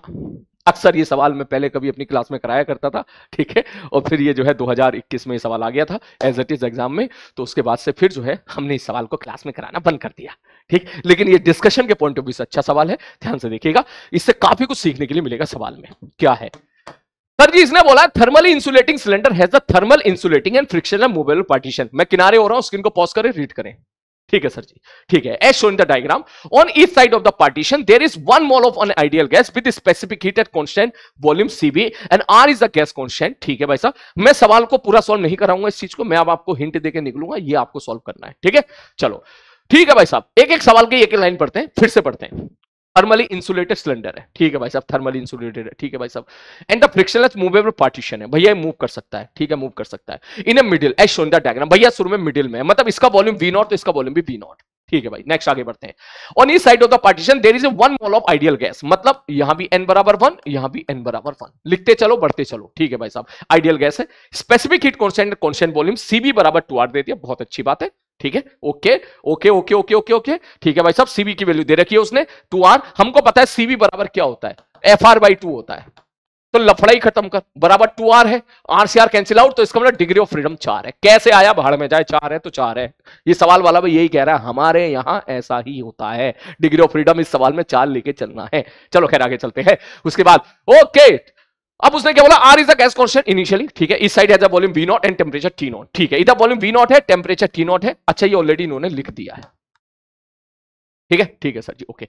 Left side has an electrical heater, यहां पे हीटर लगा दिया, ओके ओके, कोई दिक्कत वाली बात। Which turns at a very low power to transfer the heat Q to the gas on the volume to V/2। अच्छा, इसका मतलब समझो क्या बोला, इसका मतलब यह समझा है कि भाई साहब उसने बोला which is turned on, heater को ऑन कर दिया at very low power to transfer heat Q to the gas on the left side. At the result, partition moves slowly towards the right, reducing the right side volume to V0/2.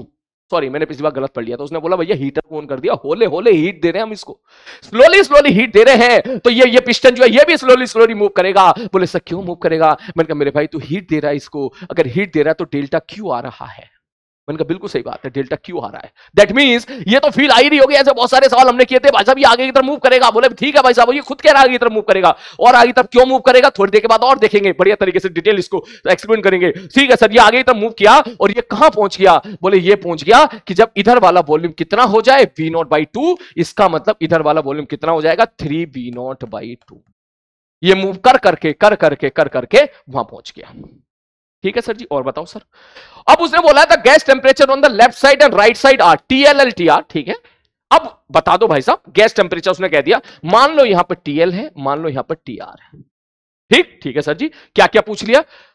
Temperature और Q, heat supply by the heater. What is Q? Q is the heat supply by the heater.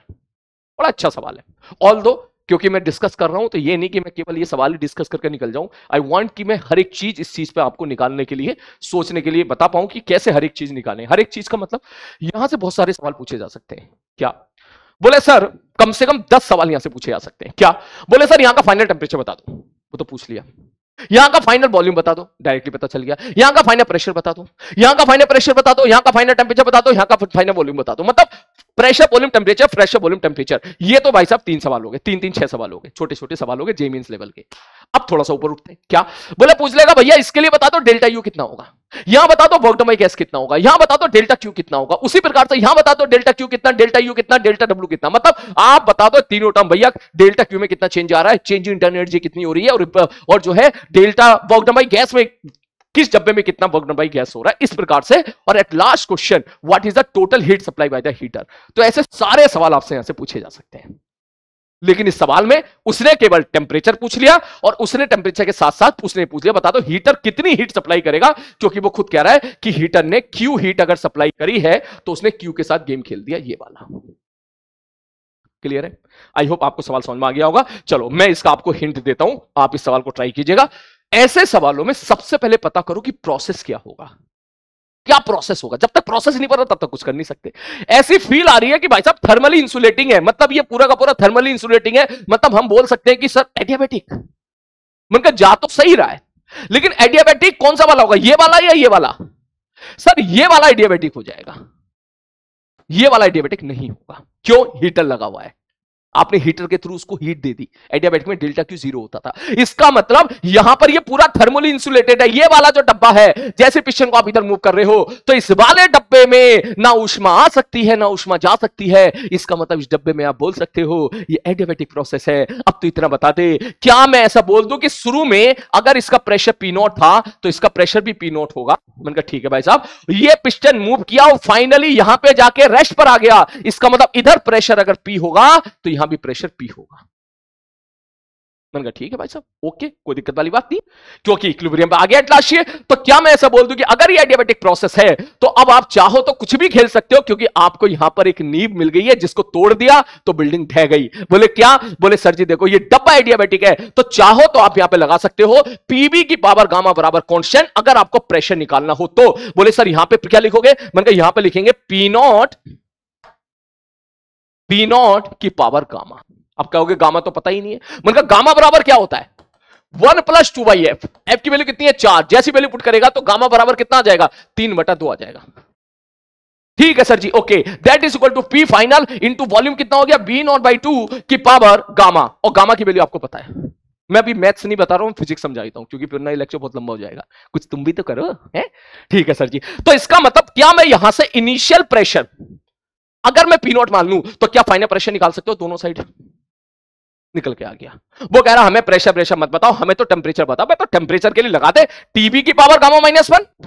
क्या ये adiabatic है? बोले हाँ sir. तो adiabatic के लिए एक और होता है, एक होता था पीबी की पावर गामा बराबर कांस्टेंट, एक होता था टीबी की पावर गामा -1 बराबर कांस्टेंट। तो आप यहां पे लिख दोगे सर इनिशियल कितना था? T0, वॉल्यूम कितना था? V0 की पावर गामा -1। गामा कितना है? 1.5। तो ये कितना हो जाएगा? 0.5 बराबर T फाइनल। मैंने कहा ठीक है बच्चा, T final into V final. V final कितना हो गया? V0/2 की पावर 0.5। 0.5 को हाफ बोलते हैं। कुल मिला के T फाइनल तो यहां से निकाल लेगा। हाँ सर जी, T फाइनल हम निकाल लेंगे। तो अब तू मेरी बात सुन, तो इस डब्बे का तुझे फाइनल प्रेशर पता चल गया? Yes sir. फाइनल टेम्परेचर पता चल गया? Yes sir. वॉल्यूम पता चल गया? Yes sir. प्रेशर निकालने का एक और तरीका है, नंबर ऑफ मोल सेम कर दे। वो भी तो कर सकता है। कुछ बच्चे सोच रहे होंगे सर बहुत ज्यादा अच्छा है, नंबर ऑफ मोल सेम कर दो। मतलब यहां नंबर ऑफ मोल्स कितने थे? 1। तो नंबर ऑफ मोल सेम करने का मतलब हो गया इस जगह का प्रेशर जो भी था initially into V0 upon T0 बराबर बाद का फाइनल प्रेशर, बाद का फाइनल वॉल्यूम बते बाद का फाइनल टेम्परेचर। फाइनल टेम्परेचर आप यहां से निकाल कर वैल्यू पुट कर दोगे तो यहां से P फाइनल आप डायरेक्टली निकाल सकते हो। चाहो आप यहां से निकालो, चाहो आप यहां से निकालो, दोनों से आंसर सेम आएगा। वेरीफाई करके देख लीजिएगा। क्लियर है? ठीक है। अब बात आती है, बोले सर यहां का टेम्परेचर कैसे निकालें? मैंने कहा तू एक बात बता, क्या तू यहां का प्रेशर निकाल चुका है P0 के टर्म में? हाँ सर। जो प्रेशर इधर होगा वही प्रेशर इधर होगा? Yes sir. तो इस डब्बे में अगर अपन प्रोसेस देखें तो ससुरी कोई भी प्रोसेस नजर नहीं आ रही हमको। क्यों? हीट दे रहे हो, एडियाबेटिक नहीं है। वॉल्यूम इसका बढ़ गया, आइसोकोरिक नहीं है। टेम्परेचर भी इसका चेंज हो गया, आइसोथर्मल भी नहीं है, आइसोबैरिक भी नहीं है। समझ में आ रही है? तो फिर क्या करें? मतलब जब सारे हथियार बंद हो जाते हैं तो एक और हथियार होता है जो हमेशा काम कर जाता है, जिसका नाम है नंबर ऑफ मोल सेम। क्या मैं ऐसा कह दूं इसके इस डब्बे के नंबर ऑफ मोल्स भी तो सेम होंगे? मोल्स थोड़ी ना उधर भाग रहे हैं। तो इसका मतलब इनिशियल नंबर ऑफ मोल्स जो कि कितने होंगे? बोले सब P0 V0 बटे R T0 बराबर फाइनल नंबर ऑफ मोल्स। क्या लिखोगे? सब P फाइनल V फाइनल बटे R T फाइनल। क्या P फाइनल आप यहां से निकाल चुके हो P0 के टर्म में? यहां से बोले हाँ भैया निकाल, गामा वामा पता है। तो P फाइनल की वैल्यू आप यहां पर पुट कर दोगे। P0 के टर्म में आएगा, P0 कैंसिल आउट हो जाएगा, V0 वैसे नहीं पड़ गया। इसका मतलब T फाइनल आप बड़ी ही आसानी से आप यहां पे निकाल दोगे। और अगर T फाइनल आ गया तो इसका मतलब T फाइनल मतलब ये किस साइड का आ रहा है? ये आ रहा है लेफ्ट साइड का। ये मैं किसके लिए लिखा रहा हूं भाई साहब? LEFT, लेफ्ट डब्बे के लिए निकाल रहा हूं। तो ये ऑप्शन इसके बाद आप खुद से ट्राई कीजिएगा। सॉरी यार, इतना भी नहीं पूछ रहा यार, मैं कहा इतनी मेहनत करा रहा हूं। वो तो टीआर अपॉन टी नॉट ही पूछ रहा है, वो तो यही देख ले। सॉरी, हम तो कुछ और ही लेवल पे चले गए, मतलब कुछ और ही चीज निकालने। सवाल को सॉल्व करे तो बहुत आसान है, ये तो ऐसे ही सॉल्व हो जाएगा। देख देख देख देख देख देख देख देख ये क्या है? 0.5 का मतलब क्या होता है? Power half, under root, under root, under root, root 2 इधर आ गया, तो टी फाइनल बराबर टी नॉट रूट 2। ये आंसर आ गया। कितना सिंपल सवाल है? मुझे तो लग रहा था राइट और लेफ्ट का रेशियो पूछ रहा है। सर सवाल पढ़ के आया करो, रट के आया करो। भाई भूल जाता हूं मैं, मेरे बैच के बच्चे भी जानते हैं, कभी किसी सवाल मतलब कितने सवाल मतलब पढ़े, है ना? कंसेप्ट समझो, मैथमेटिक्स और फिजिक्स का मजा लो, ये फिजिक्स का मजा, रटना नहीं एक भी सवाल। ठीक है, चलो आगे बढ़ते हैं। ठीक है sir, TR upon T note आ गया। अब चलो आगे बढ़ते हैं। अब वो गेम खेलना चाह रहा है क्यू के साथ। What is Q? Heat supply by the heater. तो मैं अगर बात करूं heat supply by the heater, अगर अपन निकालने की कोशिश करें तो डब्बे में, चलो और बाकी पैरामीटर्स भी देख लेते हैं। सर इसका इनिशियल टेंपरेचर पता था टी नॉट, मन का पता था। फाइनल टेंपरेचर पता चल गया, मन का पता चल गया। तो क्या डेल्टा टी पता चल गया? बोले डेल्टा टी पता चल गया। तो अगर मैं इस डब्बे में इंटरनल एनर्जी में चेंज पूछता तो सीधा N F R delta T बटे 2 करके क्या डेल्टा यू भी निकाल सकते थे? निकाल सकते थे। अगर मैं पूछता वॉगडम्बाई गैस बताते इस डब्बे के लिए कितना होगा, इस डब्बे के द्वारा जो है वॉगडम्बाई गैस कितना होगा, सर एडियाबेटिक प्रोसेस है तो वॉगडम्बाई गैस कितना हो जाएगा? N R delta T upon 1 minus gamma. Gamma भी पता है, डेल्टा टी आप निकाल चुके हो, पूछा नहीं है, लेकिन अगर आपसे वॉगडम्बाई गैस पूछा तो आप निकाल लेते। क्लियर है? ठीक है, मतलब इस डब्बे के लिए आपने सब कुछ निकाल लिया। जैसे मैंने सवाल की शुरुआत में बोला था कि आपको ईच एंड एवरी चीज आनी चाहिए। इस डब्बे के लिए डेल्टा क्यू 0, क्योंकि एडियाबेटिक प्रोसेस है, ना उष्मा आ रही है ना उष्मा जा रही है। डेल्टा डब्ल्यू अगर वॉगडम्बाई गैस पूछेगा तो एन आर डेल्टा टी बटे 1 माइनस गामा, और अगर आपसे पूछेगा चेंज इन इंटरनल एनर्जी बता दो तो N F R delta T बटे 2। क्लियर है? सारी इंफॉर्मेशन, एन भी दे रखा है यार उसने, एन बराबर 1 दे रखा है। ठीक है, नंबर मोल्स भी दे रखे। तो इस डब्बे का तो पूरा तहस नहस कर दिया हमने। अब आते हैं इस पर, इसके लिए बात करते हैं। सबसे पहला काम, बोले सर वॉगडम्बाई गैस बताओ। तो मैं क्या ये बोल दूं, जितना काम गैस ने जितना काम इस गैस ने किया होगा उतना ही नेगेटिव साइन का काम इस गैस ने किया होगा। सर क्यों? परखने थ्योरम लगा दे पिस्टन पे। वॉगडम्बाई गैस ये वाली लेफ्ट वाली प्लस वॉगडम्बाई गैस राइट वाली, और कोई फोर्स लग नहीं रहा, equal to change in kinetic energy. शुरू में भी रेस्ट पर है, बाद में भी रेस्ट पर है। पिस्टन शुरू में भी रेस्ट पे था, बाद में इक्विलिब्रियम में रेस्ट पर आ गया। सारा काम होले होले हो रहा है। श्यू नहीं, ऐसे नहीं, ऐसे ये इसको यहां आने में 10 साल लग जाएंगे। ठीक, तो इसका मतलब वर्क डन बाय ये वाली gas plus work done bye ये वाली गैस बराबर change in kinetic energy, change in kinetic energy 0। इसका मतलब जो गैस का वर्क डन ये होगा वही ये हो जाएगा, बस माइनस लगा के। तो इसका मतलब इसमें आपने वर्क डन बाय गैस भी निकाल लिया। इसका इनिशियल टेंपरेचर पता है, फाइनल टेंपरेचर पता है, दैट मींस इसका डेल्टा यू भी निकाल लोगे। डेल्टा यू भी आ गया, इसका मतलब इसका डेल्टा क्यू भी आ जाएगा फर्स्ट लॉ से। डेल्टा क्यू बराबर delta U plus delta W. सवाल टूट चुका है। क्लियर है? तो बस खत्म कहानी। तो अब अगर आपसे पूछा जाए कि हीटर ने कितनी हीट प्रोवाइड करी, तो आप सीधा लिख सकते हो सर डेल्टा क्यू बराबर कितनी हीट प्रोवाइड करी? Sir delta U plus delta W. समझ में आ रही है? डेल्टा डब्ल्यू मतलब वर्क डन बाय गैस, जो कि कितना होगा? जितना इसने काम किया उसमें माइनस लगाना पड़ेगा आपको। समझ में आ रही बात? इसने कितना काम किया? N R delta T upon 1 minus gamma. तो बस आपको उसी प्रकार से यहां पे वैल्यू पुट करनी है, सॉल्व करके आंसर निकालना। ये मैं दे रहा हूं आपको होमवर्क। या आप ये भी कर सकते हो कि सर डेल्टा क्यू बराबर, सीधा बात करो सर टोटल दोनों डब्बे के बारे में बात कर लो सर, चाहो तो बाहर से देख लो सब। सर इतनी हीट दी, मैंने कहा ठीक है। सब work done by gas net कितना हो गया? मैंने कहा 0। Sir change in internal energy निकाल लो, पहले डब्बे में और दूसरे डब्बे में, खत्म। ऐसे भी कर सकते हो। तो डेल्टा U1 क्या हो जाएगा इसके लिए? N F R delta T बटे 2, नफरत बटे 2। इसके लिए क्या हो जाएगा? नफरत बटे 2। फाइनल टेंपरेचर दोनों डब्बे का निकाल चुके हो। इसके बाद ये मैं दे रहा हूं आपको होमवर्क। तो यहां से इस सवाल को आप जरूर ट्राई कीजिएगा। सारे सवाल मैं थोड़ी ना कराऊंगा यार, कुछ तुम भी तो करो। यहां से इसको ट्राई कीजिएगा और फिर देखिएगा इस सवाल में काफी मजा आएगा। क्लियर है? क्योंकि भैया ये रिकॉर्डेड सेशन है, इसलिए कोई लाइव सेशन नहीं है। कि हो सकता है मुझसे कोई कैलकुलेशन मिस्टेक हो गई हो, तो अगर ऐसा हो तो उसको जाने देना, क्योंकि मेरे सामने कोई है नहीं यहाँ पर बताने के लिए कि सर आपने वहां गलती कर दी है। ये ह्यूमन एरर किसी से भी हो सकती है, तो इस चीज को इग्नोर कर दीजिएगा। आई होप उसके अलावा, जैसे वहां तक मुझे लग रहा है कोई कैलकुलेशन मिस्टेक भी नहीं है, क्योंकि सारे आंसर हमारे मैच कर गए हैं। तो आई होप इस छोटे से सेशन से जो मैंने अक्सर वो क्वेश्चन लिए इसमें जो क्वेश्चन आपको बताना बहुत जरूरी था एग्जामिनेशन से पहले, ताकि आप थोड़ा फ्लेक्सिबल होकर खेल सके, ये आपको बहुत जरूरी है। और दूसरा, जो अक्सर ऑफलाइन क्लासेस में, क्योंकि आप जानते हो मैं 10 साल से मैं पहले ऑफलाइन क्लास में था, तो जो बच्चे अक्सर ऑफलाइन क्लास में डाउट पूछा करते थे, जिन सवालों क्लास में डिस्कस करना ही पड़ता था, तो वो सवाल मैंने यहां पे लिए हैं। इसमें कुछ सवाल रह गए हैं थर्मोडायनेमिक्स के, उसमें एक्चुअली फ्लूइड मैकेनिक्स का कंसेप्ट इस्तेमाल हो रहा है, जिसमें ट्यूब है, ट्यूब को डुबो दिया है वो भी सवाल मजेदार, लेकिन क्योंकि उसमें फ्लूइड मैकेनिक्स का कंसेप्ट इस्तेमाल हो रहा है तो आई थिंक वो सवाल फ्लूइड मैकेनिक्स में आपको करा दिए जाएंगे। अभी के लिए थर्मोडायनेमिक्स, अगर मैं प्योरली थर्मोडायनेमिक्स के बारे में बात करूं तो ये इतना काफी था, सफिशिएंट था आपके रिवीजन के लिए। आई होप आपको मजा आया होगा।